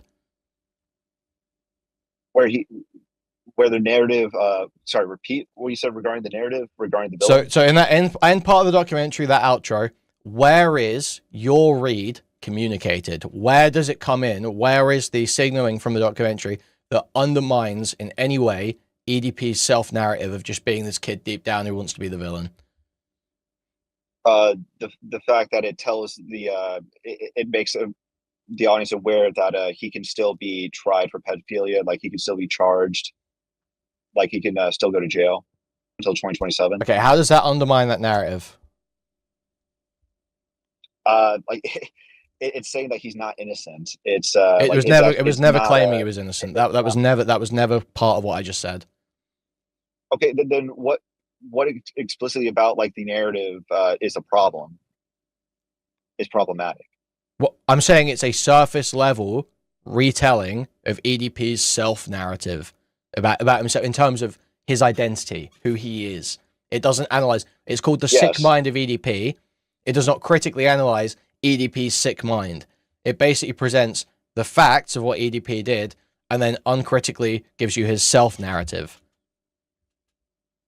Right, yeah, and that's like the intention Mike Clum went into it. If I go into a documentary saying, I'm going to make a 5 out of 10 documentary, and I perfectly succeed in making a 5 out of 10 documentary, does that suddenly make it a 10 out of 10 documentary? I'm sorry, can you repeat that? If I go into a documentary thinking I'm going to make a 5 out of 10 documentary, and I flawlessly execute a 5 out of 10 documentary, does that make it a 10 out of 10 documentary because I flawlessly made a 5 out of 10 documentary? If it's just you that made it, then no, because it has to be like consumed, and like there needs to be some sort of like public consensus. Otherwise, like you just. So my point here is to say that simply executing on the goals does not mean it's good. So simply because it execute, okay. But it also, at the same time, it doesn't make it bad. So that was never my argument. That was never my argument. Okay, Literally, never did I argue that. Well, you said it was. Well, like earlier, you said it was mediocre, and you need to like just substantiate. So I've just laid out to you a criticism of the documentary. I just laid out to you one of my criticisms of the documentary is that it frames EDP in the sense of his self-narrative. It takes his self-narrative and it allows that to be the framing of how he thinks. Then I've described to you a scene that does that. You have then said to me, no, actually, it does undermine his self-narrative. I've asked you, okay, show me where it does that. And your first point, which I think I've dispelled, is the idea that, oh, well, it shows he can still go to prison. Well, that doesn't undermine his self-narrative in terms of his identity in any way. The idea that he can still go to prison, that's just essentially stating facts about the timeline of the case that he's involved in that's already been communicated. Right. Okay. We won't get any. That's not about his self-narrative. That's not about his identity in any way. So that doesn't undermine that. So now I'm asking you further, what in that outro is communicating some criticism, undermining, questioning of EDP's identity, or does it just present it uncritically? I guess from how you're wording it, it's uncritically. But the thing is, you also have to like argue like how that makes him look. Like EDP probably thinks that makes him look good, but to everyone else, again, like no. We have to stay away from this. We can't keep going. This is like totally irrelevant. What most people think, because I can, for every person you can point to that says EDP looks terrible, he looks like a pedophile, I can go find someone that says, oh no, I thought EDP looked really based. Actually, both people exist, and we don't care what people think. We're analyzing the media. The media is a piece of media. Yes, but it does matter in the context of like social relations, like social attitudes, like the age-old advice: don't interrupt your enemy when they're making a mistake. If they're confessing like to their crimes, then yeah, like on the face of it, people are going to like. If we operate in like current like social reality, people are going to think that's like. But he's not producing a police investigation. He's making a documentary analyzing it as a piece of media, not whether EDP has said something incriminating or not. Well, he has said something incriminating, even if it doesn't lead to a police report. It's incriminating in the social sense. Like in the court of public opinion, he's screwed. Okay, so is it if I just get some retarded pedophile to say a bunch of shit that makes him look bad and make a 2-hour video out of that, is that an amazing documentary? Like what is? Obviously, that's not really a point. It doesn't really give any basis to applaud the documentary. Okay, so have you heard of like the argument video essayists make that all art is political? Yeah, I agree with that.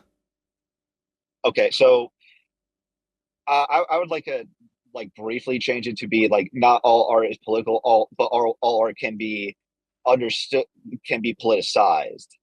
In that we always live in a current day, modern day context with certain social attitudes, social norms, like at the time, and a number of art like reflects that in a certain way, and that it doesn't need to be explicitly socially explained because it's understood intuitively. That's what I'm trying to argue with the EDP doc. A lot of the takeaways can be reasonably inferred without explicitly said. But then this is what I mean is that obviously audiences that you're going to see, generally audiences, if you make a documentary on a pedophile, they're going to come away saying pedophilia bad. That's because they have a very firm preconceived notion about pedophilia, obviously. So just simply pointing to most people think this, you're not doing any media analysis, right, in doing that. There is no analysis of what's on screen, or the audio, or anything, no narrative themes, nothing. All you're doing is going, yeah, most people think pedophilia is really bad, so the documentary's good. Right, but you would have to like, if it did a bad job at that, then you would have to like show. That's what I've been doing. I've been explaining how. That's what I've been doing. But then, no. But it has to show like the opposite, like of, oh yeah, actually, it unintentionally showed that pedophilia is cool. Why would it have to? Wait, why would it have to do that? Why would it have to show that pedophilia is cool?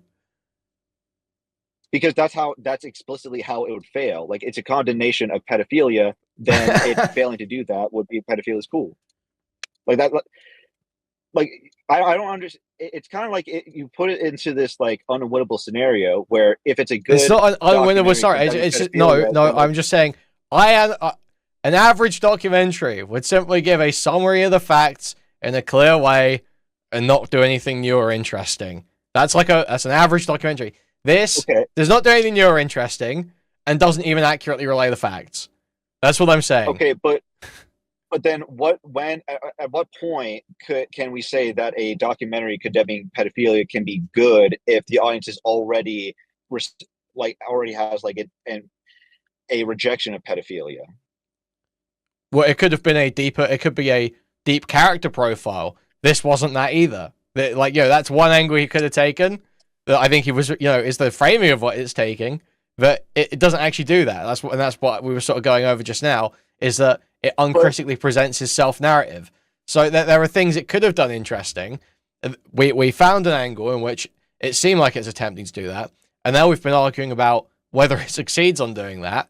And I'm not seeing the argument for why it succeeds. You just keep pointing to what most people think. Right, but like that's again, it's presuming that like EDP is a complex person. Like that, like no, not every documentary is going to be consistently the same, and you could have like a more sophisticated criminal mind, but that's not what EDP is. He's just an incompetent loser who got caught trying to solicit sex with a minor. So I do. Well, that think, sounds like a really bad premise for a documentary. documentary. There, if there's nothing interesting to say about this guy, that sounds like a really bad premise for a documentary. If it's meant to like make a story out of it and inform the public about it, then I would say it is good.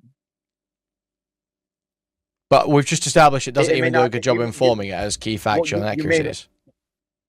Well, you may not like find it like the concept of it like interesting or entertaining, and that's fine. But no, that's an objective like, flaw. That's not even me not finding it interesting. That's an objective flaw.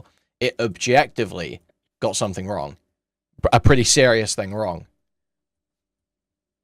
Okay, and how much does that like how much does that invalidate? Well, if you're saying that basically the only thing, what you keep coming back to, the only thing we're able to say about this is that it informs. It's there to inform and tell people pedophilia bad. Okay, it fails to inform. It actually misinforms. Okay, it misinforms. So it doesn't matter if most people's takeaway. I'm going to try Steelman. It doesn't matter if most people's takeaway of EDP is negative. It still misinforms. So therefore, it should be treated as like as objectively flawed in that sense. Okay. Yes, in that sense, yes, it is objectively flawed on the grounds of its capacity to inform an audience. It is objectively flawed. Okay. And would you say that a number of other films can be equally as objectively flawed? There are other bad films, yep. Okay, so why single out this one in particular when, like, the reception does not necessarily? What do you mean? No. Like, again, to me, this is just like a bit cynical. You can cherry pick like any flaw. Why did you talk about Spider-Man Brand New Day? Why did you say Spider-Man Brand New Day so bad? Because there are a ton of like problems. Because you watch the movie, because it's like everyone's talking about it, and you thought it was bad, and you wanted to say what you thought about it. Right, but there's like many examples as to why that it fails, like on a foundational level. Okay, I'm explaining to you the many ways in which it just fails on a foundational level, and you fail to rebut any of them. Okay, but for the EDP doc, you only brought up like one example regarding the editing error, and it's not even that's the key piece of misinformation that is spread. But it also fails on a number of tonal, conceptual, thematic levels that I've also spoken to you about already in this conversation. Well, no, you already have it. Okay, you didn't objectively prove that like the tonal. You can't objectively prove that. You can make an argument and someone else can try and rebut the argument. You did not rebut the argument. You just started saying, well, I don't think most people think that. Again, like what you need to actually prove, like showcase, like I pointed to a piece of evidence in the media. I argued what that communicates, and then I argued why I think that's bad. You said, well, most people don't think that, repeatedly.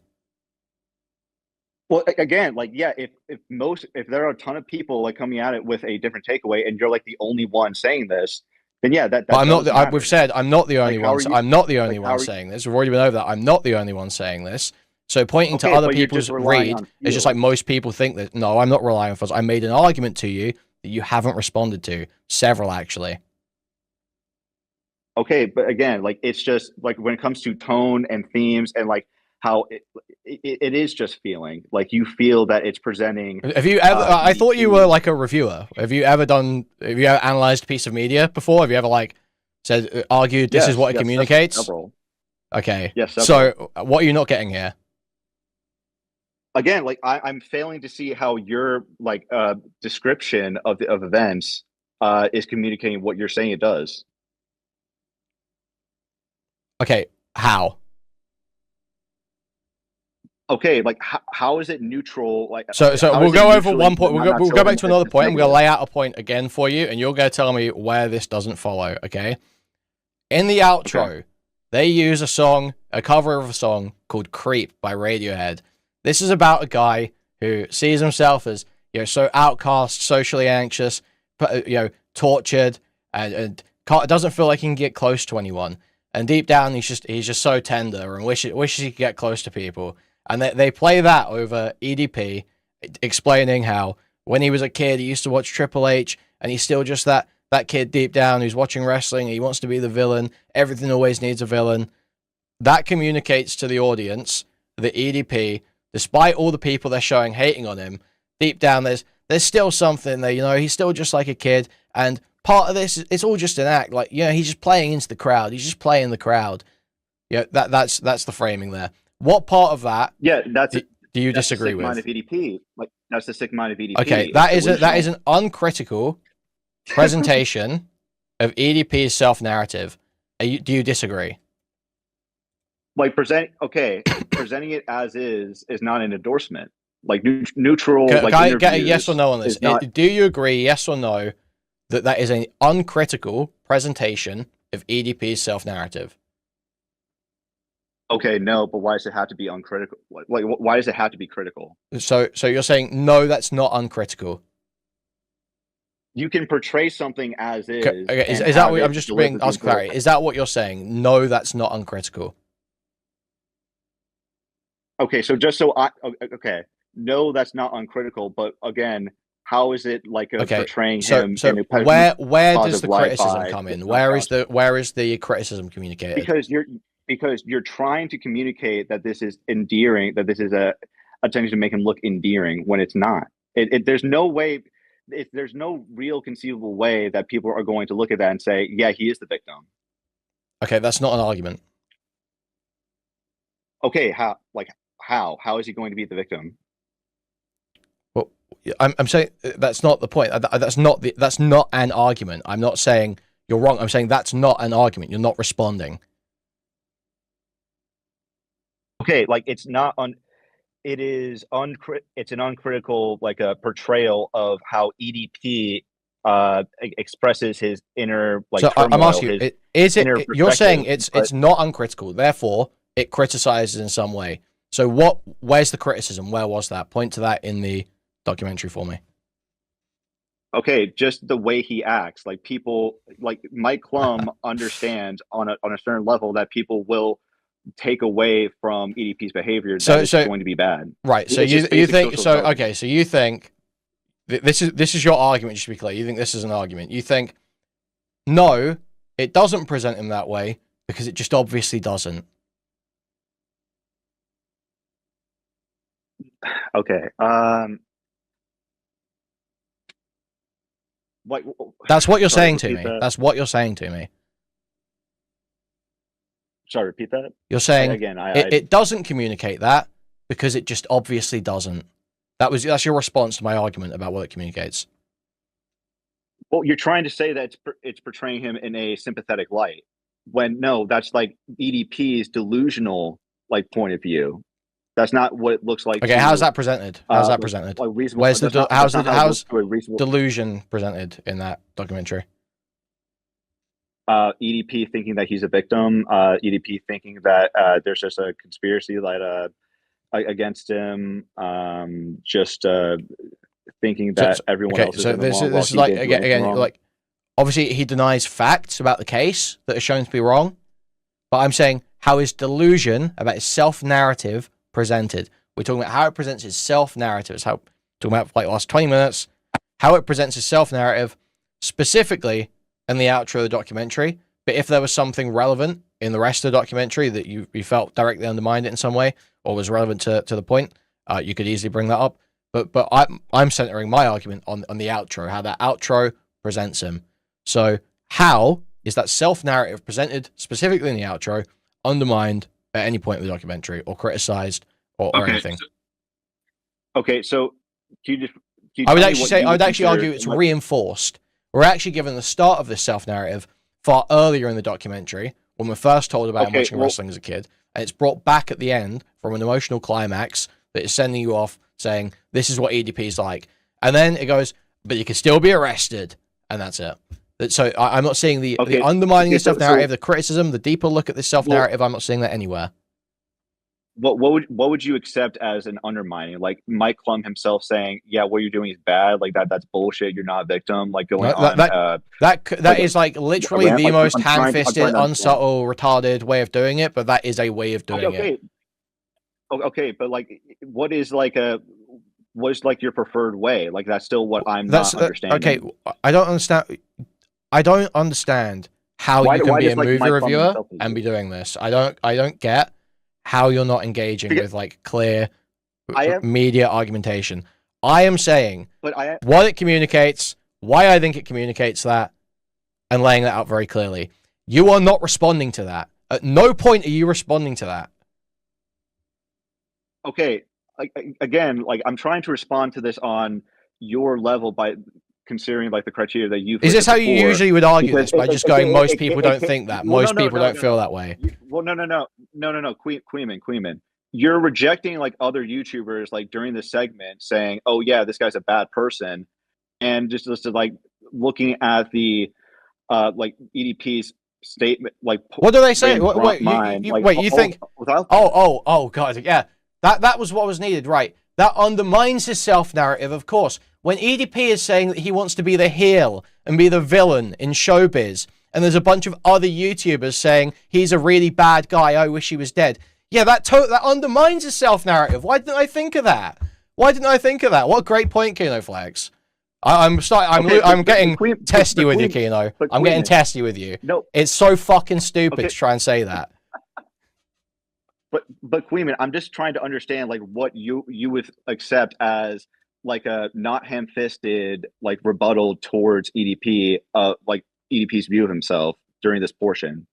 That isn't how is that Kino? Argue to me that that's rebutting his self-narrative. Argue that to me. Go for it. Yeah, again, he wants to see himself as a child, but people aren't treating him as a child. Like they're treating him as he is, an adult. No, what does EDP say? The documentary frames him as being that kid deep down. EDP doesn't say, I'm that kid deep down. The documentary shows him in a reenactment as a kid. What EDP is saying there, his self-narrative he's giving there, is, I want to be the villain. Everyone needs a villain. Everything needs a villain. That's what he's saying. And they are just saying, he's the villain. He's the villain. That's... It all just is the same narrative, Kino. Okay. So it doesn't contradict my point, dude. That's what I'm saying. It doesn't contradict my point. Why are you bringing it up? It actually reinforces my point. But what do you think he means by like the villain? Like he's not playing one. He is one. No, he is. That's a whole part of the framing of the documentary and of EDP's self-narrative is that he is in a self-aware way playing into the villain, playing up the character, and as much as he has done terrible things, so much of it is exaggerated. And he's playing up this badass, character. It's like that's what's being communicated. Might not be Mike Clum's intention. That's what is said in the documentary. Right. So, do you think that's possible that it's just a form of irony that this is ever since he was a kid, he thought of himself as playing as a villain, but now he really is the villain. Like it's just a direct ironic point. No, it directly frames their condemnation of him alongside his current self-narrative about who he is, being the villain, being loving Triple H, all this shit. It just reinforces the same narrative. Okay, and like, what do you think that narrative exactly is? I don't know how many times. Break it down.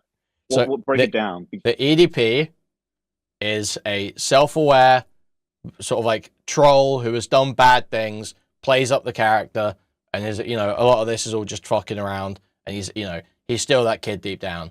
That's what the narrative is. It's presented about EDP, especially in that final outro.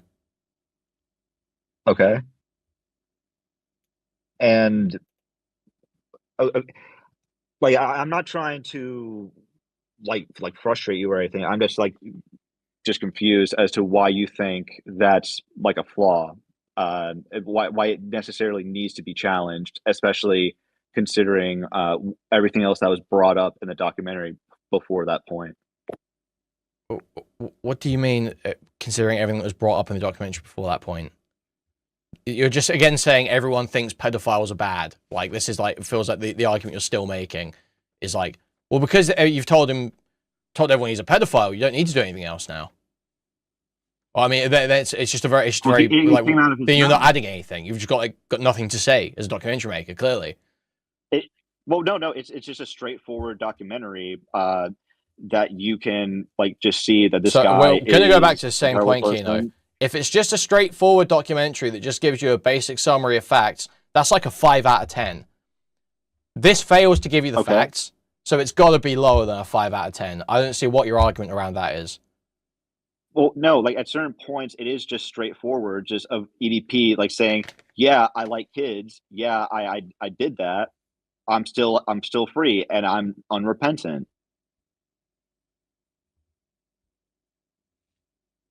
Okay. Like you don't need to reinvent the wheel to like understand that this doesn't like this is an unfavorable look. Sorry, I don't understand what you're saying. Okay. It just feels as though your expectations for the documentary can I just let's just go there. Let's try and linearize this and see if we can just see where the disconnect is. Do you agree with this basic can you agree, for the purpose of this conversation, with this basic rating scale that a 0 out of 10 is totally incomprehensible, a 5 out of 10 is a basic accounting of the facts, and a 10 out of 10 is some hard-hitting, groundbreaking look at something that people haven't thought of in that way before? Can you agree with that rough scale for documentaries? No, because there are like I don't subscribe to that scale, because there can be like a 7 to 8 range where it's not perfect, but it gets the job done regardless, more or less. Okay, but you would hopefully, that's not like a perfect scale. That still seems like you roughly agree with that, because hopefully in those 7 or 8 out of 10 documentaries, they might not be perfect, but they're trying something new, right? You're trying something new, doing something interesting. You know, there's going to be something more to it that is bringing that rating up from above a 5, right? Yeah, but that wouldn't make it like a masterpiece necessarily. No, but that would bring it up to like a 7 or an 8. It would bring it from like a 5 up to towards a 7 or an 8 if it had something new or interesting, but wasn't perfect, right? You'd agree with that? It doesn't. Again, it doesn't necessarily have to be new. No, but it can be interesting. It can be interesting. It can be new or interesting. Like I keep saying, it doesn't have to be new. It can be new or interesting. Right, but what makes something interesting? Typically, it's going to be something that requires further engagement from the audience past just a basic surface level look at facts. It's gonna challenge the audience to consider something in a new light, or there's going to be something stimulating to it. Okay, does like the past example of Tickled, does that challenge the audience in any way? Yeah, I'd say so. How so? Because it's provided it's like a form of crime that isn't widely reported on, happening to a minority group that much of the audience may not belong to primarily. There's several ways in which it presents new ideas to an audience. Okay, so see, this is like what I'm not understanding, because you were like getting on me for appealing to audience reception, but now you're kind of relying. Is that relying on audience reception? I don't know if that's relying. Maybe that's just awkward phrasing. I'm not intending to rely on audience perception there, because it's more understanding, like awareness. Would you accept that? Audience awareness? No, it's not. No, it's not about awareness. I'm not rating it because it's brought awareness to that. I'm saying that it's presenting something that wasn't widely known. It's presenting something I'm going for the word. I'm looking for. I'm looking to use the word compelling, but I'm trying to think what am I really meaning by that specifically. It's right, because it's I am confident that it was reported on years before no, prior to the documentary. I know that it was reported on, but it's not about the novelty of the reporting necessarily. It's about delivery. Yeah, delivery.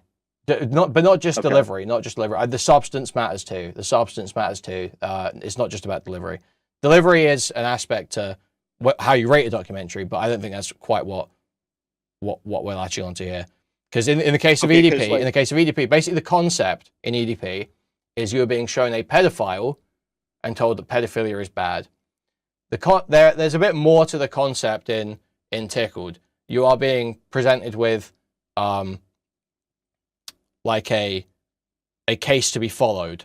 You know, there is a there's sort of like an inciting crime and then a network of other crimes that branch out and are analyzed from there. In this case, it is a very simple, linear, doesn't require any sort of further explanation or engagement. It is very simple, like pedophilia happened, pedophilia bad, this guy bad. That's like the level of analysis of the wrongdoing that's happening here. Right, but you can dumb down anything with that mindset. Like, it's really easy to do. I don't think you really can. With Tickle, you can say like journalist uncovers or like fraudulent organization. He interviews and said fraudulent organization. Movie over. Like you can be bad faith about towards any film, or like you can simplify it in any. You can simplify any film. No, I don't think you can do that because they show you the investigative process in Tickled. No, you can't dumb it down that way because that is literally what happened in the EDP case. Is that no, I don't think you can. To do that would be missing out key parts of the film. What key parts of the film are missed out when you do that to the EDP doc? Yeah, it's a multi-act structure. If you take out any of the acts, then yeah, it doesn't make any sense. I don't think you're taking out any of the acts.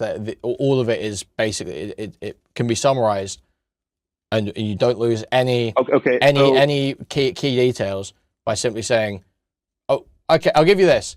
The one thing that may be missed out in that analysis is the pedo hunter stuff. But in terms of if we're discussing the main arc of the film, the main arc of the documentary, that is a totally acceptable summary to simply say EDP is a predator. Child predators are bad. This guy's a bad guy. That would be a totally accurate summary of what it seems to be trying to say within that main arc, and you don't miss anything out. I can't think of something you miss out by summarizing that way. In Tickled, you are presented with more than that. If you simply were to say fraudulent organization, they interview the fraudulent organization, blackmailing people's bad. You do miss out the entire investigative process that plays out in the film by doing that, right? Okay. And like, if you disagree with that, then feel free to tell me what it is in the EDP doc, in the main arc of the EDP doc, that you miss out by summarizing it that way. You did miss out like how he got off. Like he is a pedophile. He didn't go to jail. Like he lives life after going to jail. The end. Like that would be like a dumbed down, like a more accurate dumbing down of it. But like it fails to capture like the consequences of doing such an action and like the sad reality of acting on your like carnal inappropriate impulses, right? Because he used to be on top of the world. He used to like have money. Now he doesn't, and he's slowly dying. He has to go to. He refuses to self improve, like go on a diet. Like he's slowly killing himself. That's why it can be interpreted as a sort of suicide note. He doesn't want to work on himself, and that can be a very self-reflective. To some to some degree, it can be self-reflective of, oh shit, this is what happens when you kind of just deny reality, close off reality.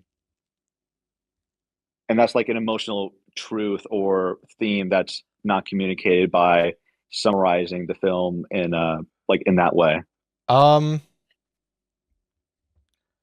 Yeah, sure. I think I would just appeal to like the simplicity of the theme that you've it feels like you've just described like every fat guy, but but you've just described it detailed. Like I don't see that. Just his kidneys are failing. Well, I don't feel like we're really adding anything. I don't think that's analysed in the film. But I agree with you. That read, that's not an illegitimate read or something to come away with. And that isn't included explicitly in my summary of the film to the key parts. I'm more just I'm appealing to the idea that as much as you can take that away, it isn't actually presented or analysed or criticised or anything. There isn't really a discussion of it at any point in the film. There's no point in the film that you can point to where it's like, that's making an effort to talk about that. And that's not to say it would have to explicitly, overtly, with someone saying it, whatever. But I don't think there's anything you can point to where it's like, oh yeah, that is really what this film's about. It's sort of just like a read you get of EDP or the film, and not an illegitimate one. But I'm not seeing it contained in the film explicit in a I'm saying explicit, but when I say that, I don't mean someone says it literally. I mean that there's something in there that you can point to for it. So you think I'm reading too much into it? Not too much into it. It's just not so much a point about the film as it is a feeling about EDP. Okay. Well, would you at least or if you disagree with that, then what I would look for is I just look for you to point to me sort of like what is the where in the documentary does some analysis of that or criticism of that happen? How is it framed?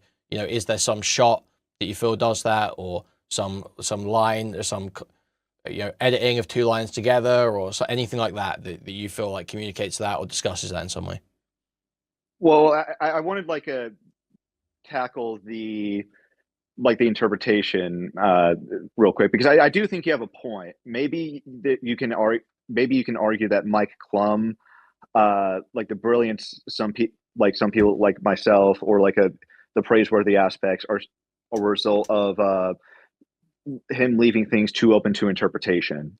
So maybe it's possible someone could like see it as a more I don't think it's not just that he leaves things too open to interpretation. It's not really. It's the things that he goes out of his way to make explicit.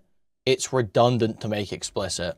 Having people say EDP is a bad guy, having a psychiatrist say child rape damages children. He has gone through great pains to make the absolute most worthless, already agreed upon facts of just like, intuitive understandings that people have, literally just like you in your from a literally everyone, Mike Clum himself, even EDP knows that having sex with kids psychologically hurts them. So there is nothing said really when you have someone come in and say having sex with kids hurts them. That's but great pains have been gone to communicate that. Yet no effort seems to have been put into communicating any deeper theme. Right. Like I agree that the recounting, like your recounting of events, like nobody will seriously challenge like the moral takeaways, but that can be said of like most true crime docs in general, like including Tickled. Nobody is going to. But then what is then what is the point of a documentary going through great pains and dedicating significant runtime to explaining those moral takeaways explicitly? Not even just implicitly, not through tone, not through editing, not through storytelling, nothing. They explicitly, clearly state repeatedly raping kids is bad. Literally that, basically. The phrases are like literally that. So just restating raping kids is bad. That's not enough. Yeah, there's about 6 or 7 different clips of someone saying raping kids is bad. Yeah. What purpose is that wanted serving? It to be just to like make it as well. Again, like that is showcasing the public perception that EDP has, like because obviously raping kids is bad, and that ruins his reputation. Like. Well, that sounds like a very interesting point. I'm glad you made a 90-minute documentary to tell us that. No. Like his downfall, like is just very obvious. Like it's very obvious why he went. Oh well, then there must be nothing more interesting you could possibly say about it ever. Then, so it's a 10 out of 10 documentary because he perfectly encapsulated literally everything you could possibly ever think about the situation ever. No. Like sure, you can describe it as simplistic, but it's just surface level. It's just like nothing. It's just empty. But explaining how he got there, like that's surreal. It's bizarre. Like most people. What's surreal about a fat guy who's never fucked trying to fuck kids online? What's surreal about that? Like that's abnormal behavior. That's just naturally abnormal behavior, and why he would feel the need to do so is like it is mind-boggling to a lot of people. Like you have all this fame and fortune. It's surreal. You think it's surreal that a fat loser who's never fucked gets a bunch of money and fame and tries to fuck kids with it online? You think that's a surreal story? What, dude? Yeah. People don't understand that mindset because most people don't think about fucking kids. I think that's reasonable. And I understand like. But it's a very common story, isn't it? Kinoflex. Total fucking loser gets a bunch of fame and uses it to abuse women or children. That's not a very surreal story at all, is it? That's actually possibly the most normal story of all time. But we're not exactly asking like Mike Clum to reinvent the wheel with his documentary, now are we? No, we're just expecting it to be a competent true crime like documentary. Yeah, if it was that, it'd be like a 5 out of 10. If it was that, it'd be like a 5 out of 10. So you just do not like the genre of true crime. If it's an average piece of media that doesn't deliver anything new or interesting, but serves its purpose, is like baseline entertaining, fine. I probably wouldn't rewatch it. That's like a 5 out of 10. Is that not how you rate things? I think that's like the rating most people use, no? But new information is such a contextual term because that's like, one of like 5 different things I just listed. But what's new to you isn't necessarily new to people who like are obsessed with crime matters. Again, like most people, like there were people who knew about the Tickled, like the criminal events regarding Tickled, but a lot of people just found out about it with a documentary. And the same can apply to the EDP doc. Sure, if you've already followed the story closely, it's not going to really like scratch that itch that you're necessarily looking for, especially with the pred hunters. But it doesn't necessarily need to do that when trying to inform a larger audience. No, it doesn't necessarily need to, but in order to achieve a very high rating, it needs to do something. It needs to do either something new, interesting. By what standard? What do you mean by what standard? By my standard? By me arguing whether it's interesting or not. Okay, so by your personal standard. So it's the only way we can evaluate media, really. But then, what would you say to someone who just disagrees and says, "No"? Well, I would ask them to provide a logical counter argument to what I'm arguing about it, like I've been asking you to do for 2 hours. Yeah, but the problem is, like, I feel as though we're just getting, like, we're going back and forth on subjective and objective. I don't think we are really going back and forth on subjective and objective. We're able to agree on terms briefly, and then you start appealing to like subjective. The objective analysis, the closer we can get to objective analysis, is coming to agreements about what terms mean and what standards are, and arguing about how it matches up to those terms and standards. That's the closest we can come to objective and media analysis in any situation. But you keep reverting like, to open to interpretation. Well, what do you do if like something is just like meant to be open to interpretation or ambiguous? Well, there can still be more valid or more sound arguments about something that is open to interpretation. If it's like literally completely open to interpretation, they have perfectly provided the evidence to make something perfectly 50-50 between two interpretations. Like Koyanowski? Sorry? Have you heard that? Have you heard of that? Like Koyanowski? No, I don't know what that is. Okay, it's a completely silent documentary that showcases like nature and cities. Like that is what something most people like would consider to be open to interpretation. But there's still going to be more legitimate and less legitimate arguments about that. Okay. You know, you can still one because you can say I think I have seen I saw that in like a YMS year end video or some shit like that. I think it's the one you're saying. It's the one with all just the nature shots and shots of like culture or whatever the fuck, right? Yeah, I can share a like a trailer for you, so you can just skim through it. Anyway, but yeah, my point is, I don't even need to see it to say it's shots like nature and stuff. If you look at a shot of some trees and it's like autumn, and you say, "Oh, I think that's communicating. That's those trees are blue, and that's communicating to me that the filmmaker's gay." Well, I can say, well, the trees aren't blue, and even if the trees were blue, I don't think that I don't understand how you're communicating that means the filmmaker's gay. I don't understand where are you getting that communication from? How would you substantiate that? That's what I would do in response. Whereas someone could say, "Oh, I see that it's autumn and there's trees here. It's conveying a sense of peace because autumn is a time of transition from summer into winter where the months are getting colder and people are being indoors more and more with their family." An example I tackled in one of my videos is someone who says that Mulan is trans because they dress as a man. Just trying to understand what you're laying out better. Sure, yeah. So there's legitimate arguments, there's illegitimate arguments. There's arguments that are more legitimate, that are more substantiated, that are more logical or more evidenced, and then arguments that are less. So that's how you would come to a determination about something. Even if it's open to interpretation, you can still delineate between more and less valid interpretations by arguing it down. Okay. Well, how about this? Like, let's say I'm watching a genre that I don't really like a rom-com, and I'm not feeling the film, and I say there should have been like a slasher or like a Freddy Krueger type coming in. Is that the film's fault, or is it my fault for not engaging with it with what's being presented?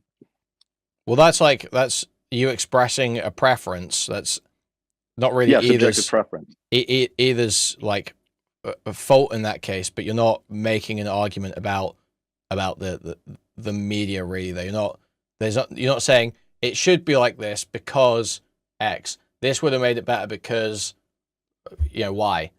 There's not really an argument happening there. You're just sort of expressing a general preference. But there is. Yeah, but there is an argument being presented as to what I feel would be more enjoyable. Like, I am offering like a genre critique, and that's what kind of sounds like that you're making with the Mike Clum documentary. It's not just a critique of the film, but also just underlying true crime docs in general. And it doesn't sound like you're a fan of that genre anyway, because you said like you find. I don't think it is. It's not like it's not a criticism of true crime docs in general. I don't watch a lot of true crime docs. I don't really have a feeling about true crime docs. Okay. Okay. It's not something that massively interests me. I'm evaluating it as a documentary. That's the only sense I'm evaluating it in. But do you think that there are different genres of documentaries? Like there are nature documentaries. There are just more dramatic documentaries. And like as we previously established, true crime documentaries, and there is like a certain mindset you go in watching each one, like knowing what to expect and evaluating it as it is. Like, would you say that's fair? Sorry, repeat that. So, like, not every documentary genre is one the same, and you clearly go into like others like with a certain mindset, knowing what you're about to experience. So it's not like the same every single time. No, so, you can't detach it from you can't detach your enjoyment from your notions about what a documentary is going to be like. I agree with that.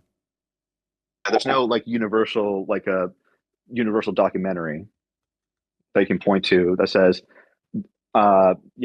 this documentary covers this topic, that topic, has this tone, has this theme, etc. Like that. That's for like it's a big tent essentially. That where it's literally the name. It just documents information and tries to recommunicate it or recontextualize it to an audience effectively, so it can be an entertaining watch or easy to follow along to.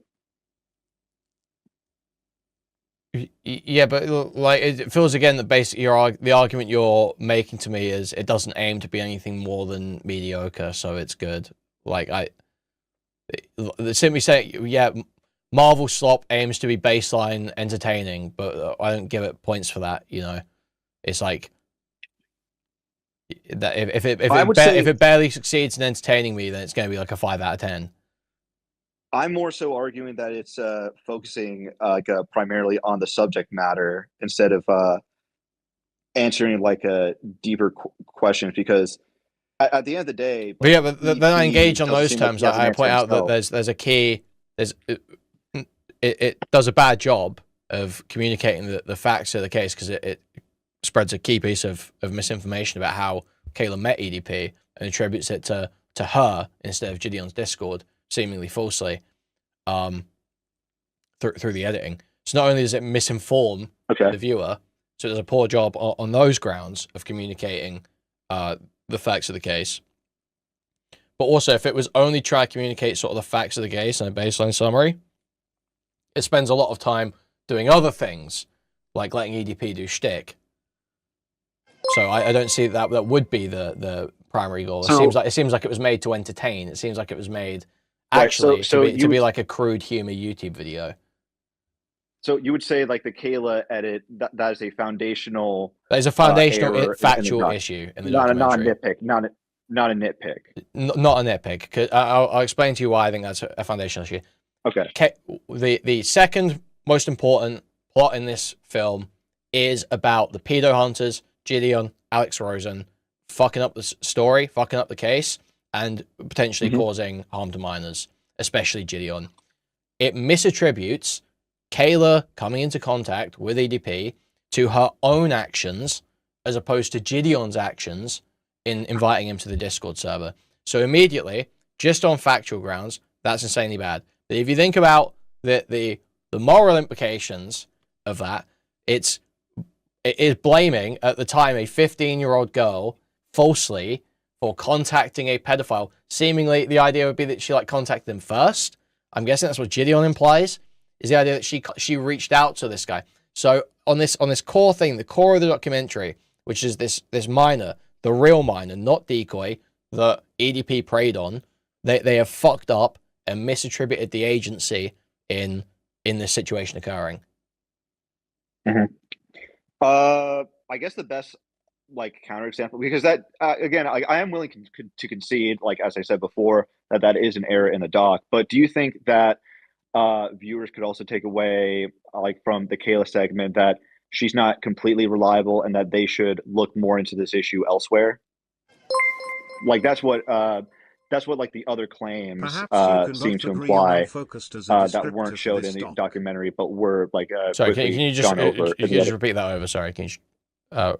So don't you think it was effectively communicated to the audience that the interview of Kayla wasn't set in stone, it wasn't completely reliable as seen with his edit showing the other claims made? Yeah, I mean, that's a whole other thing. You choose to include and not include a lot of things. There's a lot cut out of that interview, and Clum decided for some reason to just throw up on screen a bunch of absurd claims she's making right after she finished explaining her experience with Gideon. That's just a bizarre choice. So I don't even understand why. No, it's a bizarre choice why she made those claims. Well, no, it's a bizarre choice why she made those claims in the first place. You realize that's not a response, right? You realize that's not a response like that. No. It's not. Pretty, it's not. You're going to say what you say, but I'm going to just say what I'm going to say, and I already know the way this is going. like when Mike Clum interviewed her, she chose to say all of that. He didn't seek out those those claims elsewhere to to muddy the water for and whitewash Gideon. Like, she said that in the documentary, and she herself has not mentioned any problem with the documentary or that she was mischaracterized. It, like, as far as I know, that does not what I'm going to say, not relevant to my argument. You choose what to put in and how to put it in when you make a film. It doesn't matter saying what Kayla said. It's irrelevant to criticism of what has been chosen to be put in where and how. The way way Mike Clum chooses to handle it is he is going to include the claim. That's a choice. Then when he chooses how to include the claim, he instead of presenting it in the way she presented it, he chooses to himself run a scrolling screed of all these crazy claims that Kayla's making right after she finishes her testimony. Who says that it's crazy? Who's communicating that's crazy? But that is communicated by the film. The idea that the Illuminati. So we can infer things from the film now. Yeah, that's what we're doing the whole time. You see how this is no. You see how this is a contradiction, right? How? Okay, you can't say that. Oh yeah, like, people are too stupid to I didn't say come that. with the takeaway. I didn't say that. Okay. Yeah, maybe I'm maybe I'm misremembering. Let me try steel manning you. You can't say that people can't pick up on the film properly, but also say that they are. I'm not saying. I didn't say that. I didn't say they can't. But when did I say people can't pick up on the film properly? When did I say that? Like, you've been saying this all. Like, when I say that, most people are not. I'm saying that doesn't matter. I'm saying it doesn't matter what most people think. We're arguing about whether a read is justified by the material. Okay, we're making arguments about whether it's simply pointing to consensus. That's not an argument. That's actually fallacious. Yeah. Hate to pull that word out, but we're getting to that point. But by that same standard, Mike Clum never says that explicitly says that any of the claims are outrageous. You just infer from that, right? Sorry? So you're relying on the audience to infer that all of Kayla's claims are ridiculous without Mike Clum having to come out and say, yeah, these are ridiculous claims. Yeah, I'm saying the way it's framed is that she's being ridiculous. It shows a screed of claims that without any argumentation just presents blunt claims of conspiracies. That's what happens. So I'm saying my argument is that when you do that, what that communicates is that she's crazy and unreliable. That's how Mike Clum has chosen to present Kayla. Well, no, her involvement is objective. She was involved with EDP. That is objective, but the details, but she is presented as crazy and unreliable. That's how she's presented. Her not entirely. Her entire testimony isn't untruthful, but yeah, she does. The emotional truth that she gives off is that she outright says that she's an opportunist. Those are her words. Those aren't Mike Clum's words. That's something Mike Clum chose to put that clip in and not other clips. Why should he not put it in? I'm simply saying that is a decision he has made, and the decision, clearly the effect of the decision is that it communicates that she is crazy and unreliable. Or it shows neutrality, right? Because if you're going to include a notable statement oh yeah, I'm an opportunist, then that is something that you should say. Does the idea that Mike Clum is neutral, does that contradict the idea that Kayla is crazy, opportunistic, unreliable? Does those two contradict? Is that a contradiction? Well, you're putting those words inside the documentary. You need to actually point to. Is that a contradiction? I said it presents Kayla as crazy, unreliable, opportunistic. You said, well, you could say it's just neutral. What? Well, no. Mike Clum being neutral doesn't change whether that's how that's presented. Are you making? So are you arguing that's not how she's presented, or are you arguing that you think that is how she's presented, but you think it's good she's presented that way? Which one are you arguing? Okay, sorry. Repeat that. Are you arguing she is not presented as crazy, unreliable, and opportunistic, or are you arguing that she is presented that way, but that's good? That's just Mike Clum being neutral. That's the way she should be presented. Yeah, the latter position. Okay, so why has Mike Clum? Why do you think it's neutral to include that opportunist clip as if she is talking directly about the situation prior, when Mike Clum has simply asked her this isolated question about her being an opportunist as a person that people have suggested, if you go and look at the interview, the people have suggested that she's an opportunist. He's asked this isolated question, and she has caveated at the end with, that's not what was happening in the situation. But he's chosen to include that immediately after her testimony, basically, as if she is talking directly about that situation. Even though it includes a caveat at the end, it is still presented as though she's talking directly about the situation. Yeah, because from what we know, that is like what she said in the conversation, unprompted. Like she chose to say all those things. But no, she didn't say it unprompted. She didn't say that unprompted. What? So. Okay, so it just doesn't show Mike's question. It just doesn't show Mike's question in the documentary. But Mike goes, so he says something like, people have suggested you're an opportunist. Is that, would you say you're an opportunist? She's like, I would say I'm an opportunist. Blah, blah, blah, blah, blah, blah, blah. But not in this situation. That's not what's happening here. Okay. Yeah, would you say that that's a good answer? No, I wouldn't say it's a good answer, but it's Mike Clum's probing and his choice and presentation. He's talking to her. I can't remember how old she was when that interview happened. I think 16 or something in that interview. Like he's talking to some 16-year-old about being a victim of grooming. It's on him to ask the appropriate questions and decide what goes in the documentary to present it in a way that he thinks it should be presented. Personally, I don't think, say, presenting her as an opportunist when we can prove the wrongdoing that happened is a good way of presenting it. Okay.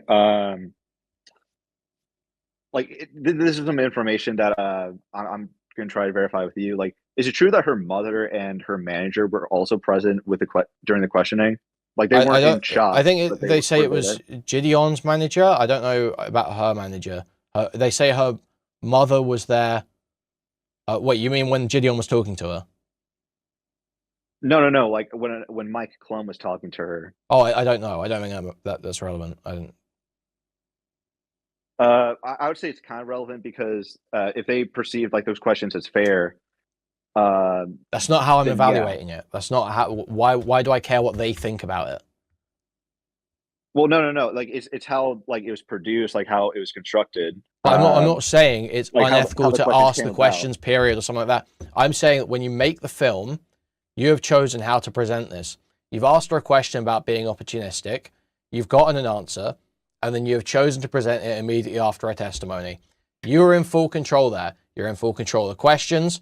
You're talking to a child. You're talking to a victim that you know is a victim. And you know how you can present that and all the different ways you can present that. You have chosen to present it in a way where you are, in numerous ways, directly undermining the credibility of her testimony. Right, because these are very serious despite the fact that you... that are proven, we agree, right? Like not most of them. Like what's not proven? As you said, like the Illuminati ones, like those. No. That's not what the documentary is not about Gideon being in the Illuminati, is it? Yeah. That's not the claim being discussed. That's a tool. Just related to EDP. That is a claim that is used to undermine her. That is a claim that is used in the documentary to undermine her. But that's not evaluated in any way in the documentary. The claims that are being evaluated, that I'm saying, that are proven, are her claims with EDP. The fact she was victimized by EDP. What's not proven about that?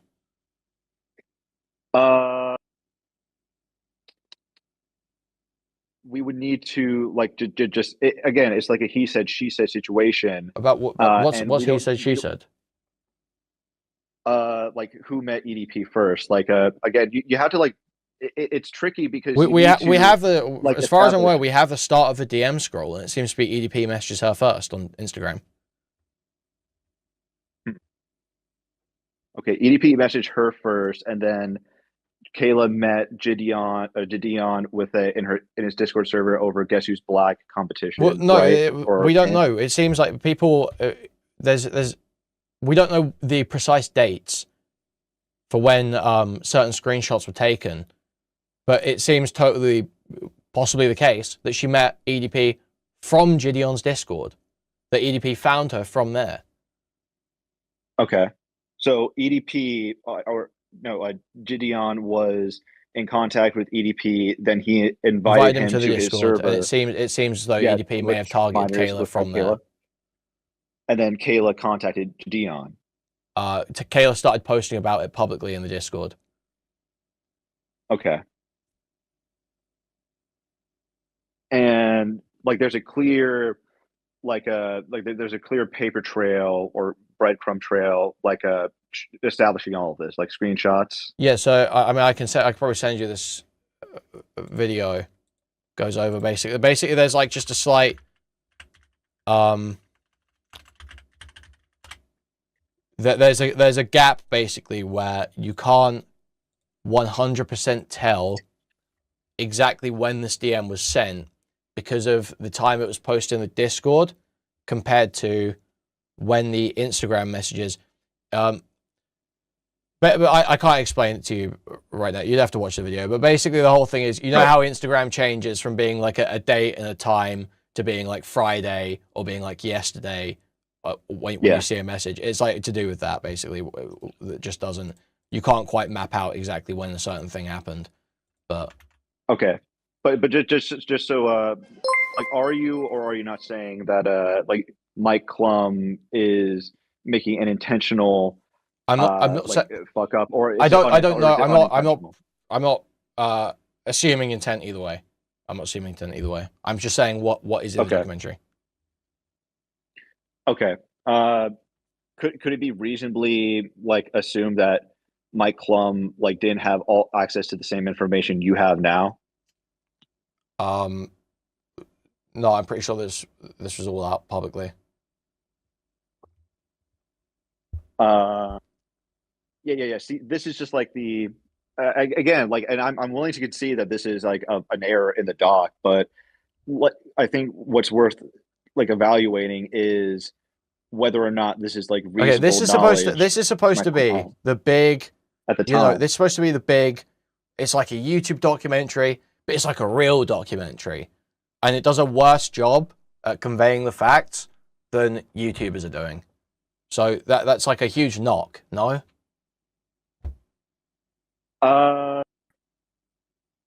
I'm trying to think because there are often like documentaries that kind of misframe someone or like get detail wrong.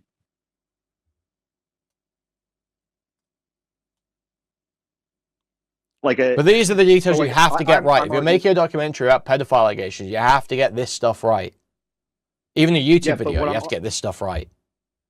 Yeah, but what I'm arguing, like in the sense of Mike Clum, is that there's already like a he kind of covers his tracks, I would say, to a reasonable degree by allowing people to like do more research because there is like a lot of claims being made by Caleb, and he's not like formally accusing any, like the purpose of the doc is again EDP. He's not formally accusing anyone of anything. It's just more for independent people to talk about and come to more concrete conclusions. So to get people talking, essentially, not necessarily to solve who, to determine who was more in the wrong, like to settle the fight between the two. Do you think that's reasonable? No, I think you've now your argument is like changing from the documentary's trying to inform people to it's trying to spur people on to go and inform themselves. Like now we're really straining anything we can give this documentary credit for. No. That's like in relation to the Pred Hunters, not EDP. This is relevant to both. This is about how the EDP predated on this child. It's relevant to both.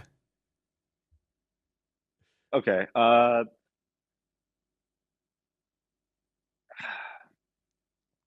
I don't see how it's like it's a key element of the story a, this documentary relies upon. The one that bridges the gap between the two plots and the one that shows an actual victim, not a decoy. right. I understand that, but again, like focusing on that just completely fucks up like the whole doc to a degree, and it fixates again since the focus is EDP. Well, so you can't get And stuff right because the what? no. Like it's more so he's leaving it open ended, like for other people to figure out because that's not necessarily his job. Like he interviews. No, it literally is. The No, it actually literally is. I thought we're not saying this documentary is there to inform people and tell people what EDP did wrong and how he did it. right, but like is it necessarily the job to prove that It's certainly his job to not like misinform people. That's certainly his job.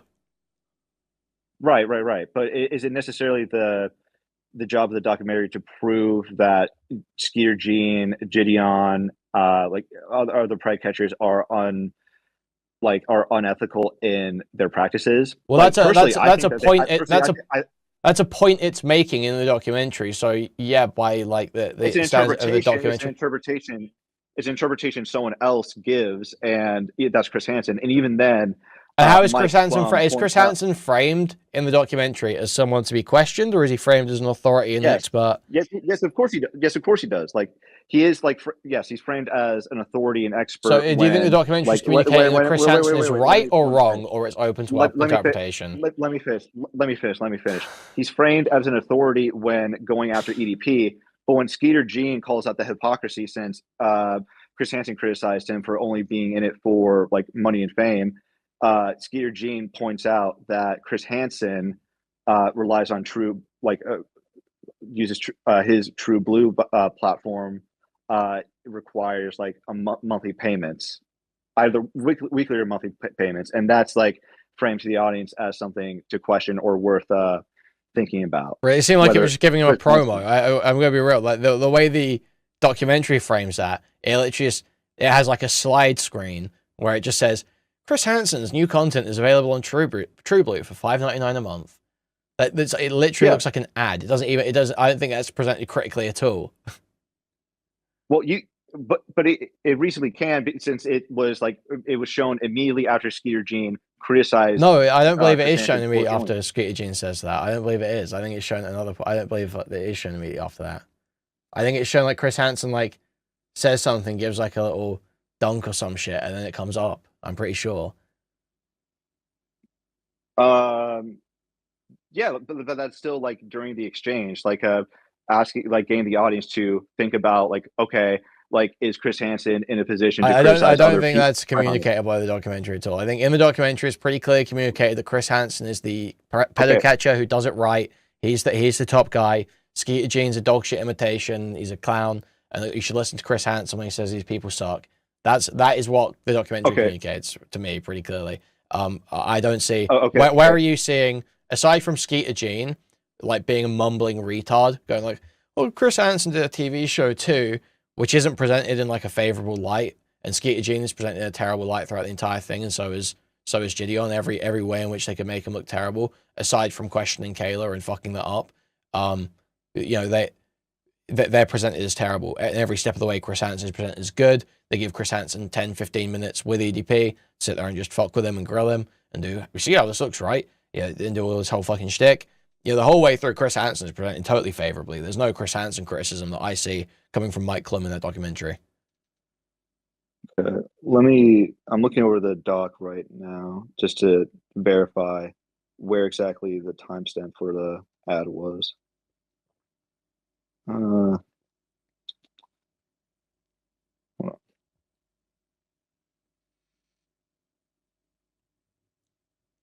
on 46:21.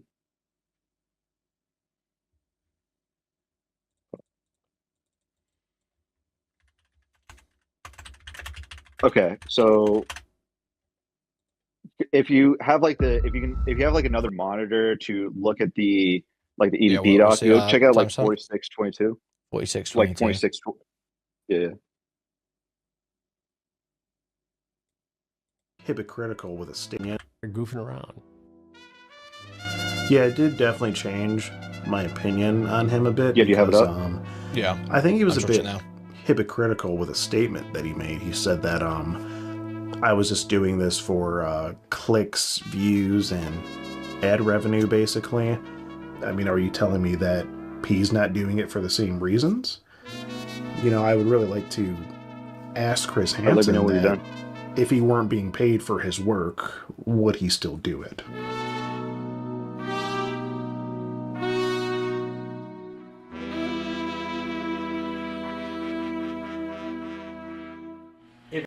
Yeah, it says Chris Hansen's True Blue streams his latest content for $4.99 a month. Just people can hear the audio; they can't see the screen.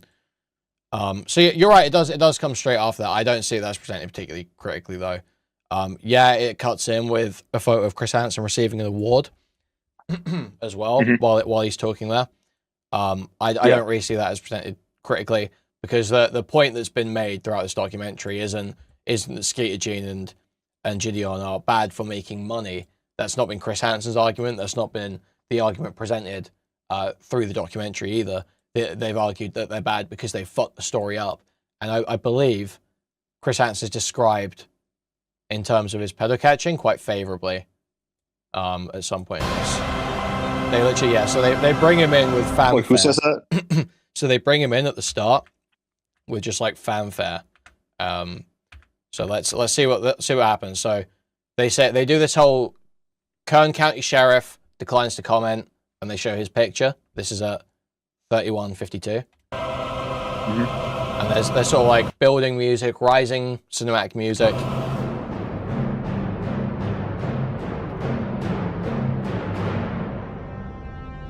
There's only one person I can think to call. Wants to spend a Sunday afternoon chilling. We're still getting with a fanfare. 13-year-old girl. The original, it says on screen. Predator catcher. Why don't you have a seat right over there? He's got aura shots. Chris Hansen's coming in. Brian, have a seat. Yeah.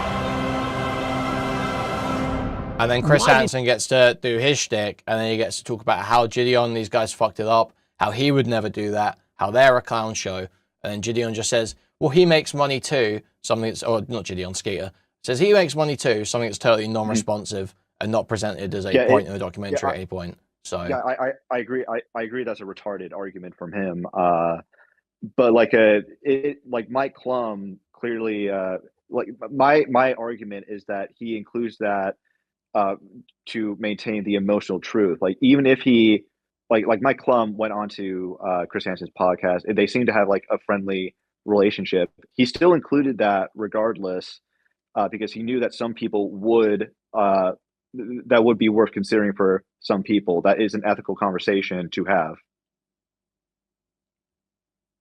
to certain people, because like as we've, like the documentary is meant to inform and create discussions. Yeah, I don't see that is really presented as a discussion point in the documentary. I think it's pretty clearly presented that Chris Hansen is right, these guys are wrong, and Chris Hansen is framed, his actions are framed, while not as entirely altruistic as broadly virtuous. Well, I would say like he is like the biggest like among the most mainstream for a or the closest amongst the mainstream for a celebrity, considering people who for people who are not online. So I would say it's appropriate to give him some fanfare and just like instead of just introducing him like out of the blue and not paying any attention to it. No, I mean, if we're talking about what we think is appropriate, I think the way the documentary Predators frames him is actually more appropriate. But I actually saw Predators, and I actually have a critical lens towards that. Oh yeah, but that gets off topic unless you want to start. No, I think we need to wrap this up. We're going for like 3 hours basically at this point, so we're probably to wrap this up relatively soon. Okay. Okay. What do we want? What points do we want to get through? Are there any big ones that you want to bring up? I guess that you did raise. I don't know. I'm good with closing arguments right now because it sounds like it feels like we're like going in circles because we have like our We probably will perspectives going are in circles pretty. at this point. Yeah. So if you want. Yeah. Like I guess to give like closing thoughts. I understand where you're coming from. That like a lot of the doc relies on like audiences inferring certain things, and um, it doesn't necessarily hold your hand, and it needs more of at times may seem as though it needs a more direct like direct communication as to what point it's making. I don't necessarily see that, but maybe that is something you can criticize it for. Well, I just don't think it's making the points. I just don't think there are points being made. I think that as far as there are points made, they're incredibly surface level, just condemnations of obviously bad behavior, and there's not really a deeper look at anything. There isn't this deeper thing to look into that isn't handheld. It just isn't there. Okay, but so would you at least acknowledge that in terms of like true crime docs, like you could reasonably see it as being among that genre? Yeah, I could see it being like based on my very limited experience with the genre, I could see this being a poor entry in the true crime genre, being like a below average entry in that genre. Okay, yeah, I can at least accept that because you've at least stated that that's not a genre you're a fan of in the first place. Yeah, sure, but yeah, what I'm saying is even if I were to evaluate in that genre, I think because of the factual issues, I think it still is going to be at least below average. Okay. If not worse. Okay. Yeah. I understand that. I understand that. Like, I think a lot of people, such as a lot of people criticize the film for not going, criticizing the film for not going deeper into the Pred Hunters aspect and their whole system or like a subculture is reasonable because it is an interesting topic on its own. However, like at the same time, I do think that would have increased the already that would just completely that would have dramatically changed the focus and I also keep in mind that this was out of pocket. Like Mike Clum spent $200,000 on the project, so I think he was very limited in what he could explore at that point. So I try keeping that in mind, like the budget. Okay, all right. Well, thanks for coming on and talking about it. So I'll catch you later. Have a good one, Queen. All right, see ya later. Wow, guys.